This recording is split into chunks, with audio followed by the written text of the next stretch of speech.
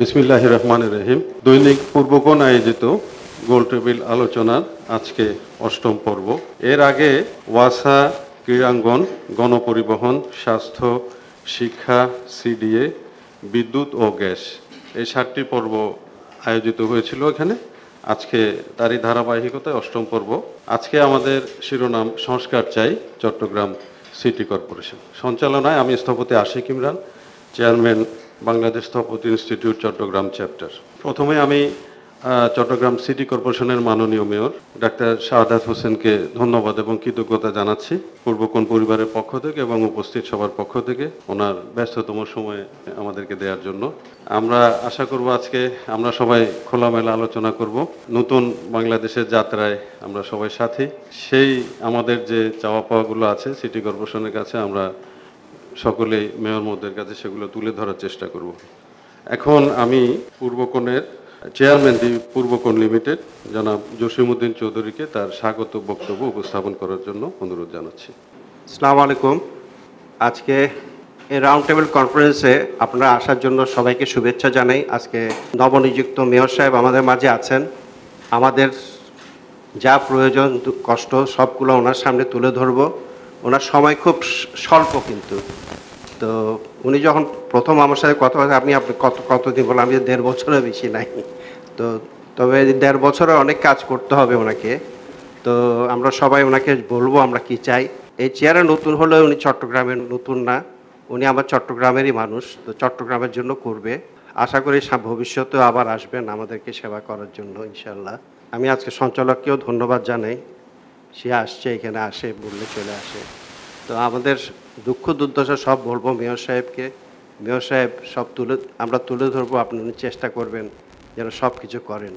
তবে এর মধ্যে আমি 2টা কথা বলবো। একটা জিনিস, এই যে রোড ট্রাফিক রিক্সা এগুলো একটু যে কোনোভাবে ব্যাটারি রিক্সা এগুলো কী করা যায় একটু দেখবেন। আর শহরে পোস্টার আর ব্যানার অতিরিক্ত হয়ে যাচ্ছে দিন দিন। এই জিনিসটা যদি আমরা একটা করে আন্দোলন আমরা নিউজ করে, যেমন আমরা হোর্ডিংগুলো সরিয়েছিলাম। আশা করি আমাদেরকে বর্তমান মেয়র সাহেব একটা আইনও করবে যে যাতে পোস্টার ব্যানার যেন লাগাতে নয়। যেন কলকাতা ছিল এসব দেয়াল লিখনের সহজ ছিল, কিন্তু কলকাতা এখন অনেক সিস্টেমেটিক হয়ে গেছে।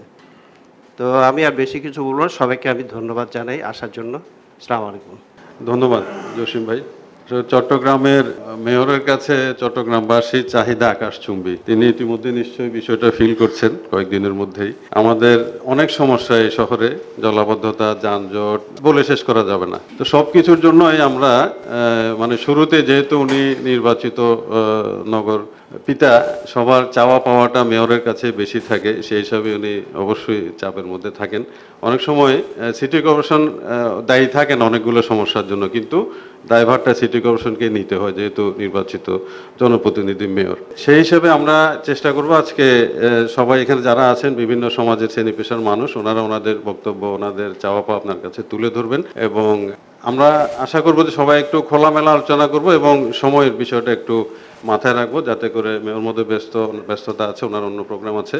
শুরুতেই আমি অনুরোধ করব মিস ফারজানা আজিম, সাবেক ব্যাংক কর্মকর্তা এবং সমাজকর্মী, ওনার বক্তব্যটা আমরা শুনব। আজ আমরা সংস্কার চাই, আমি সংস্কার চাই আমাদের শিক্ষা প্রতিষ্ঠানের। আমাদের চট্টগ্রাম সিটি কর্পোরেশনের মধ্যে যে কটা সরকারি বেসরকারি স্কুল কলেজ আছে, যেমন হচ্ছেন আপনাদের সরকারি স্কুলের মধ্যে হচ্ছে চট্টগ্রাম সরকারি উচ্চ বিদ্যালয়, ডক্টর খাস্তগির উচ্চ বিদ্যালয়, কলেজিয়েট স্কুল, তারপর বেসরকারির মধ্যে হচ্ছে আপনার স্পাহানি পাবলিক, বাওয়া, ক্যান্টনমেন্ট পাবলিক, এই কয়টা স্কুল ছাড়া আমাদের যখন আর তেমন কোনো ভালো স্কুল আছে বলে আমরা যারা গার্জিয়ানরা মনে করি না। তো এই স্কুলগুলিতে যখন ভর্তি পরীক্ষা শুরু হয় তখন আমরা দেখেছি এটা আসলে ভর্তি পরীক্ষা না, ভর্তি যুদ্ধ মনে হয় আমাদের। ছোট ছোট বাচ্চাদের তো যুদ্ধ আছেই, সাথে মা বাবারও একটা অনেক বড় যুদ্ধ শুরু হয়ে যায়। তো সেই ক্ষেত্রে আমাদের সিটি কর্পোরেশনগুলির মধ্যে যে কটা স্কুল আছে, যেমন আমার জানা মতে প্রাথমিক বিদ্যালয় হচ্ছে আপনার 50টির মতো, কলেজ হচ্ছে 21টি, কিন্ডারগার্টেন হচ্ছে 9টি, আর অন্যান্য সেই প্রফেশনাল যেগুলো যেমন নার্স ট্রেনিং ইনস্টিটিউশন আপনার, তারপরে কম্পিউটার ট্রেনিং ইনস্টিটিউট, এগুলি সব কিছু মিলিয়ে আছে প্রায় 8টার মতো। তো প্রায় আমি বলছি অ্যাপ্রক্সিমেট, আমার পুরো ইয়েটা নাই। তো এইগুলিকে যদি আমরা অন্যান্য স্কুলগুলির মতন করে একটু সাজানো যেত যেমন আমাদের এই স্কুলগুলিতে, সিটি কর্পোরেশনের স্কুলগুলিতে তো অবকাঠামোটা আছেই। তো এর মধ্যে যদি আমরা এটাকে কিছু, যেটা হচ্ছে সবচেয়ে বেশি সমস্যা, কিছু মানসম্পন্ন কিছু শিক্ষক নিয়োগ করে এবং যদি ডাবল শিফট চালু করতে পারি, আমরা মনে হয় যে আমাদের ওই স্কুলগুলির উপর যে চাপটা আছে এটা কিছুটা হলেও কমে আসবে। তাছাড়া আমরা দেখি যে বিভিন্ন স্কুল, আমরা যারা চিটংয়ে আছি, চট্টগ্রামের অনেক দূর থেকে বাবা মারা একটা বাচ্চাকে ভালো স্কুলে ভর্তি করার জন্য এখানে এসে বাসা ভাড়া করে থাকছেন। তো এতে ওনাদের যেমন মেন্টাল প্রেশার হচ্ছে, ইকোনমিক্যাল প্রেশারটাও হচ্ছে। তো এই ক্ষেত্রে যদি সিটি কর্পোরেশনগুলো এই সমস্যাগুলিকে সমাধান করে নতুন স্কুলগুলিকে যদি নতুন করে সাজিয়ে চালু করা যায়, তাহলে হয়তো এই সমস্যার সমাধানটা হবে। তারপরে আসা যাক হচ্ছে আপনার স্বাস্থ্য খাতে। আমাদের এখানে সমস্যার সিটি কর্পোরেশনের মধ্যে চিকিৎসার ক্ষেত্রে সমস্যার কোনো শেষ নেই। আমরা যতটুকুন জানি আমাদের কমিউনিটি সেন্টার হচ্ছে, স্বাস্থ্য সেন্টার ক্লিনিক হচ্ছে প্রায় 50টার মতন। এগুলিকে নগর স্বাস্থ্য কেন্দ্র বলা হয়। এই প্রত্যেকটা ক্লিনিকের মধ্যে 50 টাকা করে 10 টাকা করে ফি নিই, একজন করে ডাক্তার থাকেন। আবার অনেক কেন্দ্রে দেখা যায় যে ওই একজন ডাক্তারটাও নাই। ফলে কি হচ্ছে, আমাদের এই যে আমরা যারা আছি জনগণরা, এর মধ্যে আমাদের বিপাকে পড়তে হয়। একটু সর্দি কাশি জ্বর হলে আমরা চলে যাচ্ছি কোথায়, বড় বড় হসপিটালগুলিতে। তখন কি হচ্ছে, ওই হসপিটালগুলির উপরে প্রেশার পড়ছে। আমরা যদি অন্তত এইভাবেও প্রাথমিকভাবে ওখানে কিছু টাকা বাড়িয়ে, 10 টাকার জায়গায় যৌক্তিকভাবে কিছু টাকা বাড়িয়ে, একজনের জায়গায় 2জন যদি ডাক্তার দিয়ে আমরা একটু ক্লিনিকগুলিকে সাজাতে পারি, আপাতত কিছুটা স্বাস্থ্য বড় বড় হসপিটালগুলির উপরে চাপটা কমবে। তারপর যেটা হচ্ছে, ওই যে আপনাকে শুরুতেই ওনারা বললেন যে পরিবহন ব্যবস্থা। একটা নগরের কিন্তু সবচেয়ে সুন্দর ইয়েটা হচ্ছে তার পরিবহন ব্যবস্থা। কিন্তু আমাদের চট্টগ্রাম শহরে যে পরিবহনগুলি আছে, এগুলো কোনো ভদ্রলোকের পরিবহন না। আমি আপনি চাইলেও কখনো বাস টেম্পোতে রিক্সাতে উঠতে পারি না। এই জন্য এগুলি একটু পরিবর্তনের দরকার। এবং এই যে নগরে যে যানজট সমস্যাটা, এটা হচ্ছে সবচেয়ে বড় যেটা, এটা বাংলাদেশ না ওয়ার্ল্ডের প্রত্যেকটা জায়গায়, প্রত্যেকটা সেক্টরে। আমি যখন বাসা থেকে বের হয়ে অফিসে যাচ্ছি, তখন আমার ওখানে সময় নষ্ট হচ্ছে, অফিসের সময়টা নষ্ট হচ্ছে, গাড়িতে আমার তেলটা নষ্ট হচ্ছে। এগুলি প্রত্যেকটা কিছু এই যানজটের কারণে। এটা সমস্যার সমাধানটা যতটুকুন সম্ভব সমাধানের প্রয়োজন। আর আজ থেকে প্রায় 8-10 বছর আগে আমাদের এই চিটাগংয়েই মেয়েদের জন্য, মহিলাদের জন্য একটা বাস সার্ভিসের ব্যবস্থা ছিল। বর্তমানে এটা নাই। মহিলাদের জন্য কিন্তু কিছু পরিবহন ব্যবস্থা করাটাও দরকার।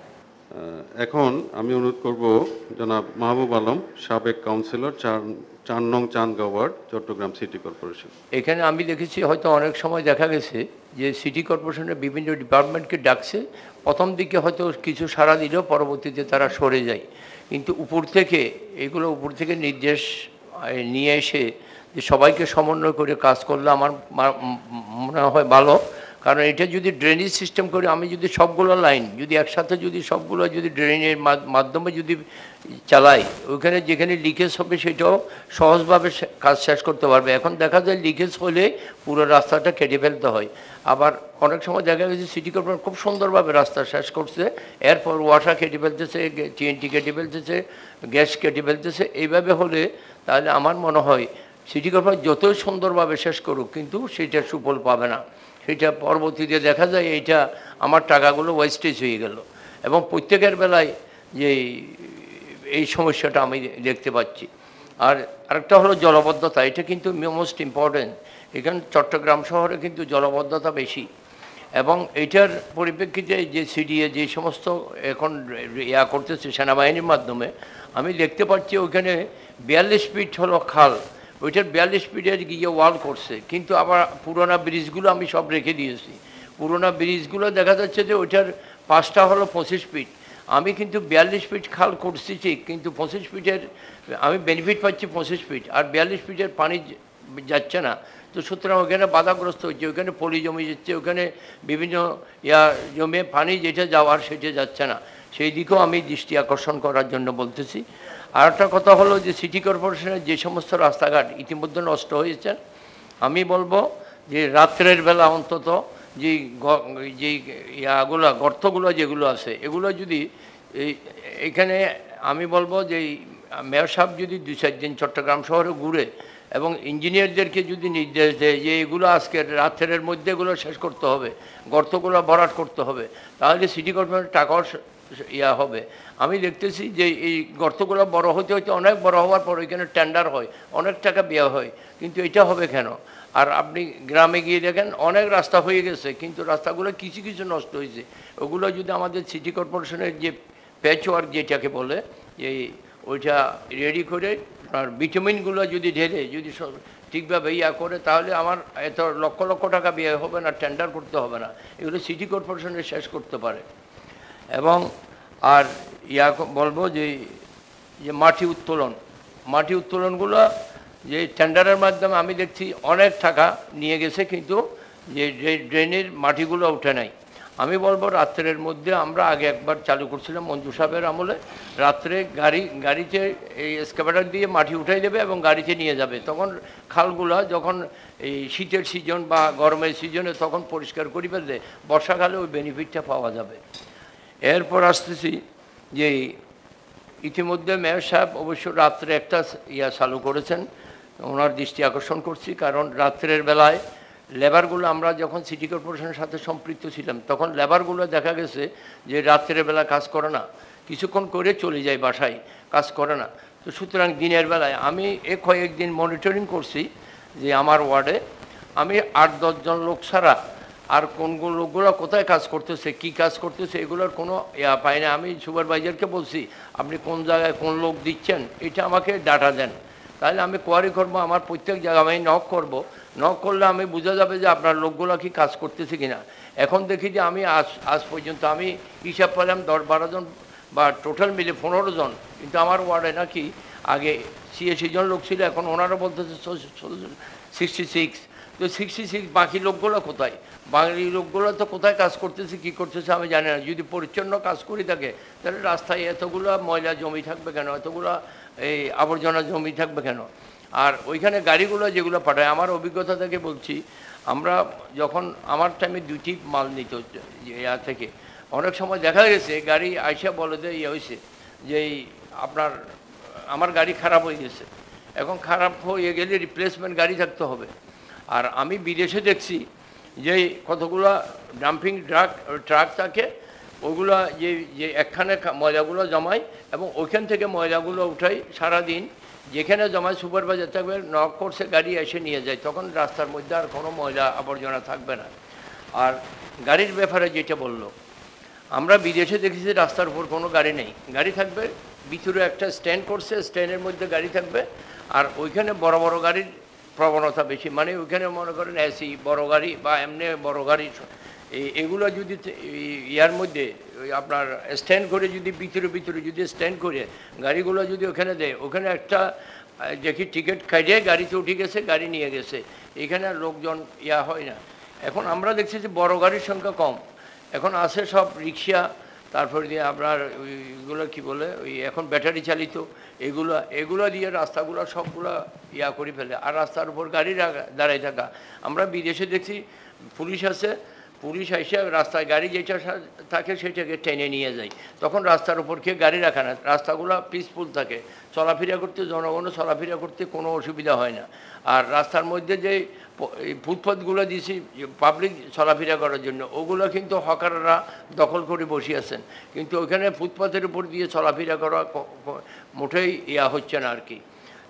এরপর হলো আমরা এখন ফেস করতেছি, হয়তো আমাদের কাউন্সিলর নাই, কাউন্সিলর না থাকার পরিপ্রেক্ষিতে একটা জন্ম নিবন্ধনের জন্য 1000 টাকা নিয়ে নেয়, একটা ওয়ারিশ সার্টিফিকেট পাওয়া যায় না, তারপর আপনার জাতীয়তা সনদপত্র দিলে 500 টাকা নিয়ে নেয়। তো এই প্রবণতাগুলো যাতে বন্ধ হয়। আমি যখন ছিলাম আমার ওয়ার্ড আমি লিখে দিয়েছিলাম এখানে সার্টিফিকেটের জন্য কোনো টাকা নেওয়া হয় না, তখন ওইখানে আমার যে ইনস্ট্রাকশন আমার ওইখানে টাকা নিতে পারতো না। আমি আবার অনেক সময় এই সিটি কর্পোরেশনের বাইরে গিয়েও সার্টিফিকেট দিয়ে দিতাম, যেহেতু আমি টাকা নিচ্ছি না, আমি যেখানে সেখানে দিয়ে দিতে পারি। আর আমার পকেটে শিল ছিল, আমি শিল মাইরা সাথে সাথে একটা পাসপোর্ট সাইন করতে আছে, আমি সাইন করে দিয়ে দিলাম। আমার ওয়ার্ডে গেলে আমি যদি বলি ওয়ার্ডে গেলে পয়সা দাবি করবে। তাহলে এগুলো এই সিস্টেমগুলো যদি ডেভেলপ করতে পারি, জনগণ ওইখানে গিয়ে 5 দিন 7 দিন 10 দিন বসে থাকতে হবে না। এখন যে কষ্ট পাচ্ছে, কেউ সার্টিফিকেটটা ঠিক মতো পাচ্ছে না, তাই সব কিছু এইভাবে এলোমেলো। এখানে একটা জিনিস উল্লেখযোগ্য যে সিটি কর্পোরেশন, সিডিএ, ওয়াসা এগুলো প্রত্যেকটা কিন্তু ভিন্ন ভিন্ন মন্ত্রণালয়ের অধীনেই কাজ করেন। অনেক সময় স্বাধীনভাবে এখানে তাদের সিদ্ধান্ত নেওয়ার বিষয়টা কিন্তু এনাদের উপর ডিপেন্ড করে না, কিন্তু আমরা দোষারোপটা ওনাদেরকেই করি। তো এই বিষয়টা এখানে আমাদের সিস্টেমের সংস্কার দরকার ওভারঅল একটা নেশনের। সেই সমন্বয়টা আমি দেখেছি কয়েকদিন আগে মেয়র মধ্যে বলেছেন যে সিটি গভর্নমেন্টের কথা। এটা পৃথিবীর সব দেশে কিন্তু সিটি মেয়রের অধীনেই একটা শহর পরিচালিত হয়, সবগুলো সেবা সংস্থা, এমনকি পুলিশ বাহিনীও মেয়রের অধীনে কাজ করে, যার ফলে পুরো বিষয়টা মেয়র একটা শহরের একটা প্রধানমন্ত্রী বা প্রেসিডেন্ট হিসেবে কাজ করেন, একক ক্ষমতা নিয়ে, তার পক্ষে সমস্ত কাজগুলো স্মুথলি করার একটা সুযোগ হয়। তো এখন সময়ের দাবি, এই বিষয়টা মেয়র সাহেব উত্থাপন করেছেন। আমরা আশা করব এই বিষয়টা নিয়ে আমরা সবাই মিলে, চট্টগ্রামের মানুষ এই বিষয়টা নিয়ে আপনার সাথেই থাকবো। এই অন্তত সিটি গভর্নমেন্টে করতে পারলে বাংলাদেশের অত্যন্ত গুরুত্বপূর্ণ একটা শহর চোখের সামনে ধ্বংস হয়ে যাচ্ছে, এটা আমরা কেউ মেনে নিতে পারছি না। তো আপনি স্বল্প সময়ের জন্য এসেছেন, কিন্তু আকাশচুম্বী আমাদের আপনার কাছে আশা আকাঙ্ক্ষার জায়গা। তো আমি আশা করব যে আমরা সবাই মিলে আপনার সাথে আছি, সেই কাজগুলো আমরা আপনার মাধ্যমে করতে পারবো। জনাব শাহজালাল মিশুক, আপনার কাছে শুনতে চাই, সহকারী অধ্যাপক, নগর ও অঞ্চল পরিকল্পনা বিভাগ, চট্টগ্রাম প্রকৌশল ও প্রযুক্তি বিশ্ববিদ্যালয়। আমরা আজকে এখানে যারা বসেছি, মাননীয় মেয়র মহোদয় সহ আমরা যারা আছি, আমাদের সবার কিন্তু লক্ষ্য এবং উদ্দেশ্য একই, যে আমরা চট্টগ্রাম নগরীকে টেকসই, বাসযোগ্য, পরিচ্ছন্ন এবং সবুজ চট্টগ্রাম হিসাবে গড়ে তুলতে চাই। সেক্ষেত্রে চট্টগ্রাম নগরীর আমরা যদি বর্তমান অবস্থা একটু বিশ্লেষণ করি বা সমসাময়িক অবস্থা, আমরা আসলে এখানে কিছু সমস্যার কথাও বলবো এবং সমাধানের কথা বলবো। আশা করছি আমাদের মাননীয় মেয়র মহোদয় সেগুলো হয়তো একটু লক্ষ্যপাত করবেন বা সেগুলোর দৃষ্টি রাখবেন এবং তার সমাধান আমরা পাবো। আসলে এই জন্যই আজকে বসা। সড়ক ভেঙে গেছে, ফুটপাত দখল হয়ে গেছে, জলাবদ্ধতায় দুর্ভোগ বাড়ছে, নালায় পড়ে কারো মৃত্যু হচ্ছে, কোথাও ময়লা আবর্জনায় জমে আছে। এরকম আরও অসংখ্য সমস্যার কথা চিন্তা করলে চোখ বন্ধ করে আমরা সেই সমস্যাগুলোর জন্য দায়ী করি যে সংস্থাগুলোকে, তার মধ্যে অন্যতম হচ্ছে চট্টগ্রাম সিটি কর্পোরেশন। এখন আসি, এই যে সমস্যাগুলোর কথা বলছি, এগুলোর জন্য কি শুধু চট্টগ্রাম সিটি কর্পোরেশনই দায়ী? আমরা যারা নাগরিক রয়েছে আমাদের কি কোনো দায়ী নেই? অবশ্যই দায় রয়েছে। তবে চট্টগ্রাম সিটি কর্পোরেশনকে দায়ী করার পিছনে অন্যতম কারণ হলো নগরবাসীর একটি আস্থার জায়গা হচ্ছে চট্টগ্রাম সিটি কর্পোরেশন, নগরবাসীর একটি অধিকারের জায়গা হচ্ছে চট্টগ্রাম সিটি কর্পোরেশন। কিন্তু আজ পর্যন্ত আমরা চট্টগ্রাম সিটি কর্পোরেশনকে পরিপূর্ণ সে আস্থার জায়গায় দেখতে পাইনি বলেই আমরা যে কোনো সমস্যায় চট্টগ্রাম সিটি কর্পোরেশনকে আমরা দোষারোপ করি বা দায় দিই। এক্ষেত্রে আমরা যদি দেখি, চট্টগ্রাম সিটি কর্পোরেশনের আওতায় যারা নগরবাসী রয়েছে, আমাদের খেলার মাঠ নেই, আমাদের পার্ক নেই, যেগুলো রয়েছে সেগুলো খুব সীমিত।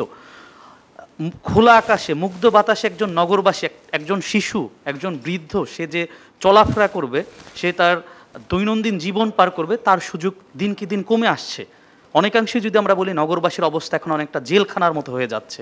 কারণ বাইরে একজন নগরবাসী বা আমি নিজে হাঁটতে বের হব, আমাকে মাথায় রাখতে হচ্ছে কখন একটি গাড়ি এসে কি আমাকে পিষিয়ে দিল কিনা, কখন আমার মাথায় কোনো নির্মাণ সামগ্রী পড়ে আমি মারা যাব কিনা, অথবা ড্রেনে পড়ে আমার কোনো ক্ষয়ক্ষতি হবে কিনা।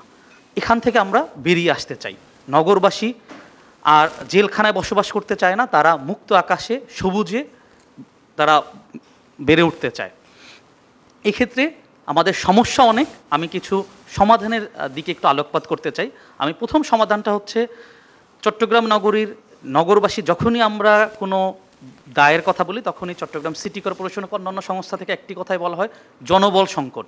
তো আমাদের মেয়র মহোদয়কে আমরা পেয়েছি, আমরা চাচ্ছি এই সংকটের কথা বলে আমরা আর আসলে সমস্যা না বাড়িয়ে যে যে সেক্টরে পরিপূর্ণ যত সংখ্যক জনবল দরকার, আমরা জানি যে আসলে এত সংখ্যক নগরবাসীকে সাপোর্ট দেওয়ার মতো আমরা হয়তো বা 100% আমরা জনবল পাবো না, কিন্তু যত সম্ভব দরকার আমার, সেটি আমাদের মনে হয় বাড়ানোর সময় এসেছে এবং আমাদের একটি দাবি। সবচেয়ে গুরুত্বপূর্ণ হচ্ছে প্ল্যানিং ইউনিট। চট্টগ্রাম সিটি কর্পোরেশনের আমি যদি বলি দুর্বলতা, আমাদের আকাঙ্ক্ষার জায়গা থেকে আমরা সরে আসা, আমরা নগরবাসী চাই চট্টগ্রাম শহর হবে বাসযোগ্য, টেকসই এবং পরিকল্পিত নগরী। কিভাবে চট্টগ্রাম সিটি কর্পোরেশনের নগর পরিকল্পনা যে ইউনিট রয়েছে, সেটি ছাড়া কিভাবে আমরা পরিকল্পিত চট্টগ্রাম আশা করি। এক্ষেত্রে কিন্তু আমরা যদি দেখি, চট্টগ্রাম সিটি কর্পোরেশন 41টি ওয়ার্ড রয়েছে, প্রতিটি ওয়ার্ডে কমপক্ষে একজন করে নগর পরিকল্পনাবিদ দরকার। আমার জনবল সংকট, 2টি ওয়ার্ডে আপনি একজন করে নগর পরিকল্পনাবিদ দরকার আমার। কিন্তু বর্তমান বাস্তবতা খুবই দুঃখজনক, খুবই বিপজ্জনক। একজন টাউন প্ল্যানার রয়েছে আমাদের আর্কিটেক্ট ওমর আবদুল্লাহ ভাই, তাকে দিয়ে আমার 41টা ওয়ার্ডের প্ল্যানিংয়ের একদম প্রপোজাল থেকে শুরু করে ইমপ্লিমেন্টেশনে দায়িত্ব নিতে হচ্ছে। কেন? আর কীভাবেই বা আমরা এই একজন টাউন প্ল্যানার দিয়ে 41টা ওয়ার্ডের নগরবাসীকে আমি পরিকল্পিত নগরী গড়ে তোলার বা নগরবাসীকে যে সাপোর্ট দেওয়ার, সেটি আমার কোনো সুযোগ আমরা দেখছি না। তো এই কারণে আমি বলবো প্ল্যানিং ইউনিটটিকে সমৃদ্ধকরণ, এটি চট্টগ্রাম সিটি কর্পোরেশনের প্রথম মনে হয় একটি চ্যালেঞ্জ হিসেবে নিয়ে বাস্তবায়ন করা দরকার। এরপরে আরেকটি বিষয় যেটি স্টেক হোল্ডার পার্টিসিপেশন বা পাবলিক পার্টিসিপেশন, যে জায়গা থেকে দেখা যাচ্ছে আমরা প্রকল্প গ্রহণ করছি, প্রকল্প হয়ে যাচ্ছে, তারপরে আমি নগরবাসীকে জানাচ্ছি, এক্সপার্টকে ডাকছি আমার প্রকল্পের কী অবস্থা। যে কারণে মেয়র মহোদয়কে হয়তো দায়িত্ব নিয়েই বিপ্লব উদ্যান পার্কের পূর্ববর্তী কাজগুলোকে ভেঙে ফেলতে হচ্ছে। এই যে আমরা ভাঙা গড়ার যে খেলা, এখানে তো আমাদের হচ্ছে নগরবাসীর টাকা, নগরবাসীর ঘামের, নগরবাসীর রক্তের টাকা এখানে। এই প্রকল্পগুলো গ্রহণের আগেই যদি আমি স্টেক হোল্ডার পার্টিসিপেশন করতে পারতাম, এখানে যারা আমাদের টার্গেট গ্রুপ রয়েছে, যারা এটার বেনিফিশিয়ারি হবে, তাদের মতামত নিতে পারতাম। নগরবাসী আসলে বিপ্লব উদ্যান পার্কে কীভাবে দেখতে চায়, একজন নগর পরিকল্পনাবিদ কীভাবে দেখতে চায়, একজন সাংবাদিক কীভাবে দেখতে চায়, একজন পরিবেশবিদ কীভাবে দেখতে চায়, এই মতামতগুলো আমাদের জন্য খুবই জরুরি। এগুলো আমরা চাই যে প্রকল্প গ্রহণের আগেই হোক এবং খুব বড় লেভেলে হোক। পাশাপাশি আমরা দেখছি বিগত সময়গুলোতে চট্টগ্রাম নগরীতে সৌন্দর্য বর্ধনের নামে, উন্নয়নের নামে নগরকে ধ্বংস করা হচ্ছে, নষ্ট করা হচ্ছে। এখান থেকে আমরা বেরিয়ে আসতে চাই। আমাদের মেয়র মহোদয়ের কাছে কিন্তু সবার প্রত্যাশা অনেক। সেক্ষেত্রে আমি মনে করব যে কোনো ধরনের উন্নয়ন হোক, যে কোনো ধরনের সৌন্দর্যবর্ধন হোক না কেন, সেক্ষেত্রে নেচারকে প্রায়োরিটি দিতে হবে। সেক্ষেত্রে আমার প্রকৃতিকে নষ্ট করে কিন্তু কোনো উন্নয়ন টেকসই হয় না, বাসযোগ্য হয় না। অনেকেই আমরা যখন পূর্ববর্তী সময় বিপ্লব উদ্যান নিয়ে বিভিন্ন প্রোগ্রাম করেছি, কথা বলেছি, আমি পত্রিকায় কলাম লিখেছি, আমাদের সিআরবিকে ধ্বংস করার হচ্ছে প্রচেষ্টা বিভিন্ন সময় চলছে। আমরা চাই যে এগুলো হোক সবুজ, এগুলো হোক গ্রিনকে রেসপেক্ট করে। সেক্ষেত্রে আমাদের দেখা যায় যে এই যে প্রকল্পগুলোর ক্ষেত্রে স্টেক হোল্ডার পার্টিসিপেশন খুবই আমাদের জন্য জরুরি। পাশাপাশি আমাদের ল্যান্ডস্লাইড, পাহাড় ধস সবচেয়ে গুরুত্বপূর্ণ একটি সমস্যা বা আমরা দুর্যোগ বলি। পাহাড়ের পাদদেশে যারা বসবাস করে তারাও জানে যেটি খুবই ঝুঁকিপূর্ণ, তারাও জানে পাহাড় ধস হলে আমি হয়তো মারা যাব। সিটি কর্পোরেশন থেকে অতিরিক্ত বৃষ্টিপাত হলে আমরা গিয়ে কিন্তু তখনই মাইকিং করতে আমরা দেখি বা আমরা তাদেরকে সরিয়ে যাওয়ার জন্য বলি। এটি কিন্তু আমাদের কাছে অনেকটা, আমি একটু অন্যভাবে বলবো, কেউ নেগেটিভলি নেবেন না, ইঁদুর বিড়াল খেলার মতো। প্রত্যেকবারই বৃষ্টিপাত হচ্ছে, আমার সিটি কর্পোরেশন থেকে বলা হচ্ছে মানুষকে সরে যাওয়ার জন্য, কেউ সরছে না। ফলশ্রুতিতে কি দেখতে পাচ্ছি আমরা? পাহাড় ধস হচ্ছে, মানুষ মারা যাচ্ছে। আমাদের জীবনের কি, আমরা কি মূল্যহীন? মানুষের জীবনের কি কোনো মূল্য নেই? এক্ষেত্রে আমার মনে হয় সিটি কর্পোরেশনকে একটি শক্ত অবস্থানে যেতে হবে। আমাদের পাহাড়গুলোকে রক্ষা করতে হবে। ওখানে যারা লো ইনকাম গ্রুপ রয়েছে, যারা আসলেই যাদের কোনো বসবাসের জায়গা নেই, তাদেরও বাঁচার অধিকার রয়েছে। সেক্ষেত্রে সিটি কর্পোরেশন লো ইনকাম যারা পিপল রয়েছে তাদের জন্য একটি টেকসই, তাদের জন্য বাসস্থানের ব্যবস্থা করতে পারে। অবশ্যই শুধু আমি শহর থেকে দূরে নিয়ে তাদের জন্য বাসাবাড়ি করে দিলাম সেটি কিন্তু হবে না। তাদের জন্য পাশাপাশি তাদের জব দরকার, তাদের টাকা ইনকাম দরকার, তারা কিন্তু আবার পাহাড়ে ফেরত আসবে। তো এবং পাহাড়গুলো কিন্তু প্রভাবশালী, তথাকথিত প্রভাবশালীরা দখল করে রাখছে, সেগুলো থেকেও কিন্তু আমাদেরকে, আমাদের মেয়র মহোদয়ের কাছে আমি বারবারই বলছি, আমাদের প্রত্যাশা অনেক, আশা করছি যে এই কাজগুলো হবে। এর বাইরে গণপরিবহন, সলিড ওয়েস্ট ম্যানেজমেন্ট, অনেক দিকে আমরা অনেক পিছিয়ে আসি। নগরবাসী প্রতিনিয়ত হচ্ছে আমাদের সমস্যা বাড়ছে দিনকে দিন। এগুলো আমরা আশা করছি যে আমরা হয়তো এই যেভাবে আলোচনার টেবিলের মাধ্যমে আমরা সমাধান পাব। সেক্ষেত্রে দিনকে দিন চট্টগ্রাম নগরকে উন্নয়ন ও সৌন্দর্য বর্ধনের নামে যে ধ্বংস করা হচ্ছে, সেখান থেকে আমাদের বের হয়ে আসতে হবে। নগরবাসীর মধ্যে সিটি কর্পোরেশনের পক্ষ থেকেই এমনভাবে জনসচেতনতা বৃদ্ধি করতে হবে যেন চট্টগ্রাম নগরী এক একজন নগরবাসীর বাসস্থান, তার নিজের বাসা। আমি যেমন আমার বাসায় একটি ময়লা ফেললে আমি উদ্বিগ্ন হয়ে যাই যে আমার বাসাটি নষ্ট হয়ে যাচ্ছে, সেভাবেই জনসচেতনতা আমাদেরকে করতে হবে যেন শহরে আমি কোনো একটি ময়লা ফেলবো না, আমি শহরকে নষ্ট করব না। এক্ষেত্রে আমার মনে হয় আমাদের চট্টগ্রাম সিটি কর্পোরেশন, আমাদের যারা এক্সপার্ট রয়েছেন সবারই হচ্ছে অনেক, এবং আমি নিজে একজন নগরবাসী, আমাদের নগরবাসীর হচ্ছে অনেক দায়িত্ব রয়েছে। আমরা সবাই সবার জায়গা থেকে দায়িত্ব পালন করলে আশা করি এই নগরী হবে টেকসই, বাসযোগ্য, পরিচ্ছন্ন এবং সবুজ একটি নগরী। এরপরে জনাব প্রফেসর বাহাউদ্দিন মোহাম্মদ জুবায়ের, প্রাক্তন চেয়ারম্যান, হিসাব বিজ্ঞান বিভাগ, ওমর গনি এমইএস কলেজ, চট্টগ্রাম। আমি কয়েকটি বিষয়ে মেয়র মহোদয়ের দৃষ্টি আকর্ষণ করব। সেটা হচ্ছে কি, এই নগরের নাগরিক সেবা নিশ্চিত করার জন্য যে কয়েকটি উপলব্ধি আমার কাছে এসেছে, আমি সেগুলোই উপস্থাপন করব পয়েন্ট আকারে। প্রথমে হচ্ছে কি, অনলাইন সেবা প্রবর্তন, যেমন এখন ইনকাম ট্যাক্স দিতে পারি আমরা অনলাইনে, তো সিটি কর্পোরেশনের ট্যাক্সগুলো যদি যে হোল্ডিং ট্যাক্স বা এই সমস্ত ট্যাক্সগুলো যদি অনলাইনে আমরা দিতে পারি, জনগণ একটু স্বস্তি খুঁজে পাবে। ওই যে ওখানে লাইন ধরে ব্যাংকে গিয়ে বা পে অর্ডার করে এই সমস্ত বিষয়গুলো থেকে, হয়রানি থেকে ওনারা মুক্তি পাবেন। এবং ট্রেড লাইসেন্স বা মৃত্যু সনদ এগুলোও যদি অনলাইনের মাধ্যমে করা যেতে পারে তাহলে তো আরও ভালো হয়। এরপরে আমরা 999 একটা হটলাইন গভর্নমেন্টের বিষয় জানি, সেটা হচ্ছে এতে টেলিফোন করলেই আসলে অনেক সুবিধা পাওয়া যায়। আমি ব্যক্তিগতভাবেও এটা দেখেছি। সিটি কর্পোরেশনের যদি এরকম একটা নাম্বার থাকে চট্টগ্রাম সিটি কর্পোরেশনের জন্য স্পেশালি, সেটা 111 হতে পারে, সেটা 222 হতে পারে, যেটা সহজে উচ্চারণ করা যায়, সহজে বোঝা যায় এরকম একটা অঙ্ক দিয়ে, ও 999-এর মতো, তাহলে আমরা যারা ভুক্তভোগী, যে আমি দেখলাম যে এখানে একটা গন্ডগোল হচ্ছে, আমি ওই নাম্বারে কল দিলাম, আমি দেখতে পাচ্ছি যে সিটি কর্পোরেশনের ময়লাগুলো রাস্তার উপর পড়ে আছে, যেমন এই যে এই 2 নম্বর গেট থেকে মুরাদপুর দিকে যেতে হাতের বামে যে ময়লার ভাগাটা দেখা যায়, দেখতে কেমন লাগে, হাঁটতে তো অসহ্যই। তো এই দেখলাম যে এইরকম একটা ঘটনা আছে, আমি এই নাম্বারে বলে দিলাম যে এই সমস্যাটা আমি দেখতে পাচ্ছি, প্লিজ এটাকে হ্যান্ডেল করেন বা টেক আপ করেন। এভাবে একটা হটলাইন নাম্বার যদি হয় তাহলে এটার জন্য তো খুব বেশি অর্থ ব্যয় যে করতে হবে ওইরকম না, কিন্তু সিদ্ধান্তটা নিতে হবে এবং বাস্তবায়নের বিষয়টাকে দেখতে হবে। আর বর্জ্য ব্যবস্থাপনার বিষয়ে তো আসলে দীর্ঘ আলোচনা হয় এবং হচ্ছে। এই বর্জ্যগুলা তো আমরাই সৃষ্টি করি, আর আমি কোনো প্রকারের রাস্তার মাঝখানে রাইখিয়া গিয়ে আমি সারতে পারলে হয়েছে এই অবস্থা। হ্যাঁ, তো যাই হোক, এগুলাকে সিটি কর্পোরেশন যথাযথভাবে হ্যান্ডেল করে নিয়ে গিয়ে যদি সেগুলাকে রিসাইক্লিংয়ের ব্যবস্থার আওতায় আনতে পারেন তাহলে বোধহয় ওই জিনিসগুলো আর কোনো একটা জায়গায় জমা হবে না, গন্ধ সৃষ্টি হবে না বা পরিবেশও নষ্ট হবে না। এরপরে নিরাপত্তা নিশ্চিতকরণের জন্য যদি সিসি ক্যামেরা রাস্তায় দেয়া যায়, বিশেষ কতগুলো জায়গায় দেওয়া যেতে পারে, যেমন এই যে 2 নম্বর গেট, টাইগার পাস, সব জায়গায় দেওয়া আসলে সম্ভব না, এটা অবাস্তব, এই মুহূর্তে অবাস্তব, সব জায়গায় দেওয়া সম্ভব না। নিউ মার্কেটের মোড়, লালদিঘির পার, এই এক্সাম্পল আমি জাস্ট এরকম যদি করা যায়, সিসি ক্যামেরা আনা যায়। অবকাশ কেন্দ্র সম্পর্কে তো, পার্ক সম্পর্কে আমাদের মিশুক সাহেব তো বলেই ফেলেছেন, এগুলোকে আমি রিপিট করব না।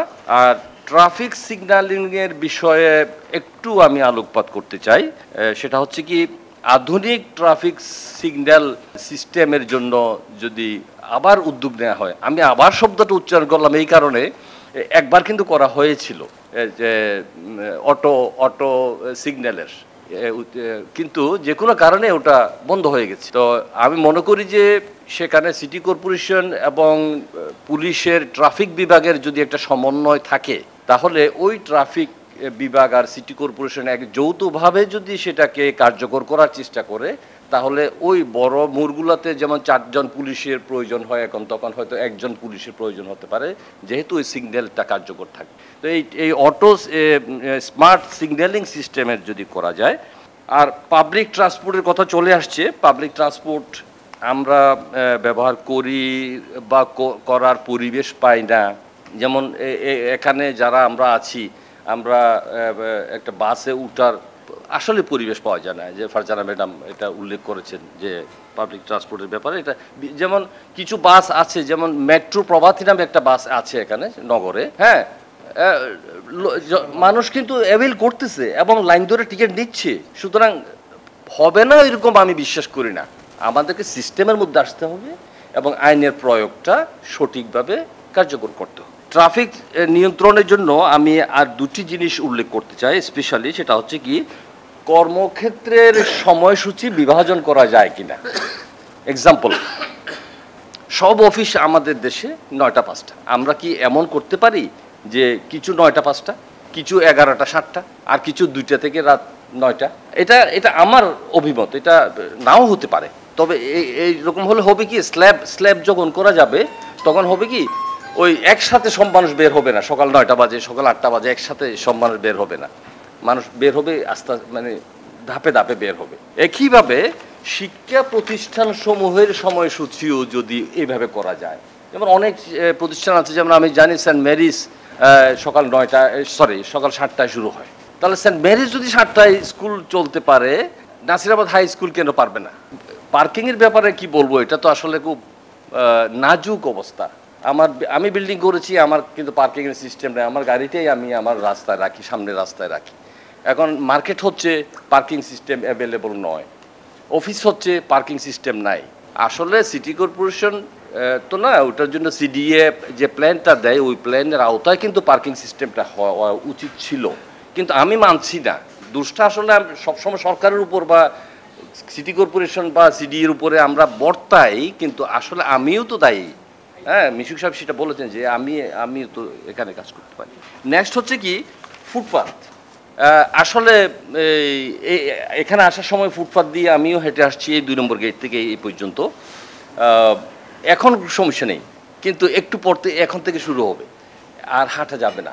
হকার ফুটপাথে আছে, হকার এমনকি রাস্তায় আছে। আমার বাসা মুজাফফরনগর, পলিটেকনিক্যালের রোডটা থেকে মুজাফফরনগর ঢোকার সময় আগে ছিল হকারগুলার ট্রলিতে করে, ভ্যানে করে রাস্তায়। এই 5ই আগস্টের পরে স্বাধীন হয়ে গেছে, ফুটপাতে উঠে গেছে একদম পার্মানেন্টলি। এখন কি আপনি হাঁটবেন কীভাবে, আমি হাঁটবো কীভাবে ফুটপাতের উপর দিয়ে? আগে তো রাস্তা দখল ছিল, গাড়ি আর চলতে পারতো না, এখন আমার হাঁটার রাস্তাটা ওরা বন্ধ করে দিচ্ছে। এইটা এইভাবে হচ্ছে। অনেক ধন্যবাদ আপনাকে। আপনি অনলাইন সাবমিশনের কথা বলেছেন, এটা খুবই দরকার। এখন দেখা যাচ্ছে ট্যাক্স ইন্সপেক্টররা এসে ওই ক্যাশ টাকা নিয়ে যাচ্ছে। তো ক্যাশ লেনদেনটা আসলে এই যুগে কতটুকু গ্রহণযোগ্য, এটা একটু চিন্তার বিষয় আছে। আর বর্জ্য ব্যবস্থাপনা তো এখন নাই। সিটি কর্পোরেশন যেটা করছে বর্জ্য স্থানান্তর, মানে শহর থেকে নিয়ে, তাও পুরো অংশ নেয়, অনেকটা অংশ ড্রেনে খালে গিয়ে কর্ণফুলিতে চলে যাচ্ছে, আরেকটা বড় অংশ ল্যান্ডফিলে যাচ্ছে। ল্যান্ডফিলও এখন মনে হয় এটা আরেকটা নতুন ল্যান্ডফিল করার সময় চলে আসছে। তো বর্জ্য ব্যবস্থাপনা নিয়ে অনেক ধরনের গত বেশ কয়েকটা টার্মের মেয়র মহোদয়রা চেষ্টা করেছেন বৈজ্ঞানিক পন্থায় বিভিন্ন দেশে সহায়তা করার জন্য, কিন্তু এটা মন্ত্রণালয়ের বিভিন্ন অসহযোগিতার কারণে বা দীর্ঘসূত্রিতার কারণে এটা করা হয়নি। মাঝখানে আরও একটা আত্মঘাতী সিদ্ধান্ত নিয়েছিল সিটি কর্পোরেশন, যে ওই চর বাকুলিয়ায় একটা চর জেগে উঠেছে নতুন, ওখানে জীববৈচিত্র্যে ভরপুর, 250 প্রজাতির ওখানে গাছপালা আর এবং প্রায় 150 প্রজাতির পাখি। ওই জায়গায় বর্জ্য শোধনাগার করা কতটুকু যৌক্তিক, এটা আমরা কখনো আমরা এটার বিরুদ্ধে সবসময় সোচ্চার ছিলাম, পরিবেশবাদীরা সোচ্চার ছিলেন। তো আমি জানি না এখন এটা কি অবস্থা আছে, এই বিষয়টা আপনি একটু নজরে রাখবেন আশা করি। এবং ট্রাফিক সিগন্যালের বিষয়টা একটু বলি। এখানে একটা খুব অদ্ভুত একটা বিষয় আছে, যে ট্রাফিক সিগন্যালের যে বাতিগুলোর মালিক হচ্ছে সিটি কর্পোরেশন ব্যবস্থাপনা, কিন্তু এটা ব্যবহার করে সিএমপি। তো ওখানে সমন্বয় জায়গাটা নাই, তো ওই জায়গাটায় এবং একটু চিন্তা করার দরকার আছে। এরপরে প্রফেসর হোসাইন কবির, আপনার সাবেক ডিন, লোক প্রশাসন বিভাগ, চট্টগ্রাম বিশ্ববিদ্যালয়। তো আমাদের এই শহরে অনেকগুলো এজেন্সি কাজ করতেছে ডেভেলপমেন্টের জন্য, আরবান ডেভেলপমেন্টের জন্য। সেই জায়গায় আমরা যদি অবস্থানগত কারণে নিউ ইয়র্কেও আমার একটা যাতায়াত আছে, নিউ ইয়র্কে এরিক, এখন অ্যাডামস মেয়র, এর আগে ডি ব্লাজিও। ওই নিউ ইয়র্ক সিটিটা হচ্ছে আদর্শ সিটি গভর্নমেন্টের জন্য। আমাদের কাছাকাছি হংকং, টোকিও বা সিঙ্গাপুর, এখানে সিটি গভর্নমেন্ট আছে। উন্নত দেশগুলোতে অস্ট্রেলিয়া বলেন, কানাডা বলেন, সেখানে সিটি গভর্নমেন্ট। যুক্তরাজ্যে, নেদারল্যান্ডে এগুলো সিটি গভর্নমেন্ট, ম্যাক্সিমাম জায়গায় সিটি গভর্নমেন্ট আছে। সিটি গভর্নমেন্টটা কি, সেটি হচ্ছে এই কনসেপ্টটা আমি এই কারণে একটু বলতে পারি কি না, যে এটা আমাদের বোঝা উচিত যে এটা হচ্ছে ঠিক গভর্নমেন্ট যখন বলি আমরা, গভর্নমেন্টের কিছু স্বায়ত্তশাসন থাকে, কিছু তার গভর্নিং করার ক্ষমতা থাকে, আইন প্রণয়নের ক্ষমতা থাকে, বাজেট প্রণয়নের ক্ষমতা থাকে, ট্যাক্স উত্তোলনের ক্ষমতা থাকে। আপনি আমাকে নগর পিতা বলবেন, আমার ট্যাক্স কালেকশন আপনি করবেন, আমার জুরিসডিকশনে এসে আপনি আমাকে নগর পিতা বলবেন, নগর সাজাতে বলবেন, আপনার কাছে হাত পেতে 2 হাত পাতি থাকবো, আপনি আমাকে বাজেটের টাকা দেন। প্ল্যান করার সময় আপনি আমাকে আবার যে কোনো সময় টার্মিনেটও করে দিতে পারেন। এরকম একজন নির্বাচিত প্রতিনিধিকে আপনি পুকুরে দাঁড় করিয়ে রাখেন। এই যে নানা জায়গার সমস্যাগুলো আছে, সেখানে মোটা দাগে বেসিক ডেমোক্রেসি থেকে আজ পর্যন্ত আরবান লোকাল গভর্নমেন্ট এবং রুরাল লোকাল গভর্নমেন্ট দুটোই ব্যবহার হয়েছে। যারা ক্ষমতায় যায় তাদের রাজনৈতিক ক্ষমতা বলয়, বিত্ত বৃদ্ধি করার জন্য, এই একটা দিক। আরেকটা দিক হচ্ছে যে ডিসি সাহেব শুধু না, ডিসি সাহেবের স্ত্রীও কিন্তু ক্ষমতাবান, তিনি নানা কমিটির মধ্যে যুক্ত আছেন। সিটি এরিয়াতে প্রত্যেকটা কলেজের গভর্নিং বডির পদাধিকার বলে ডিসি সাহেব।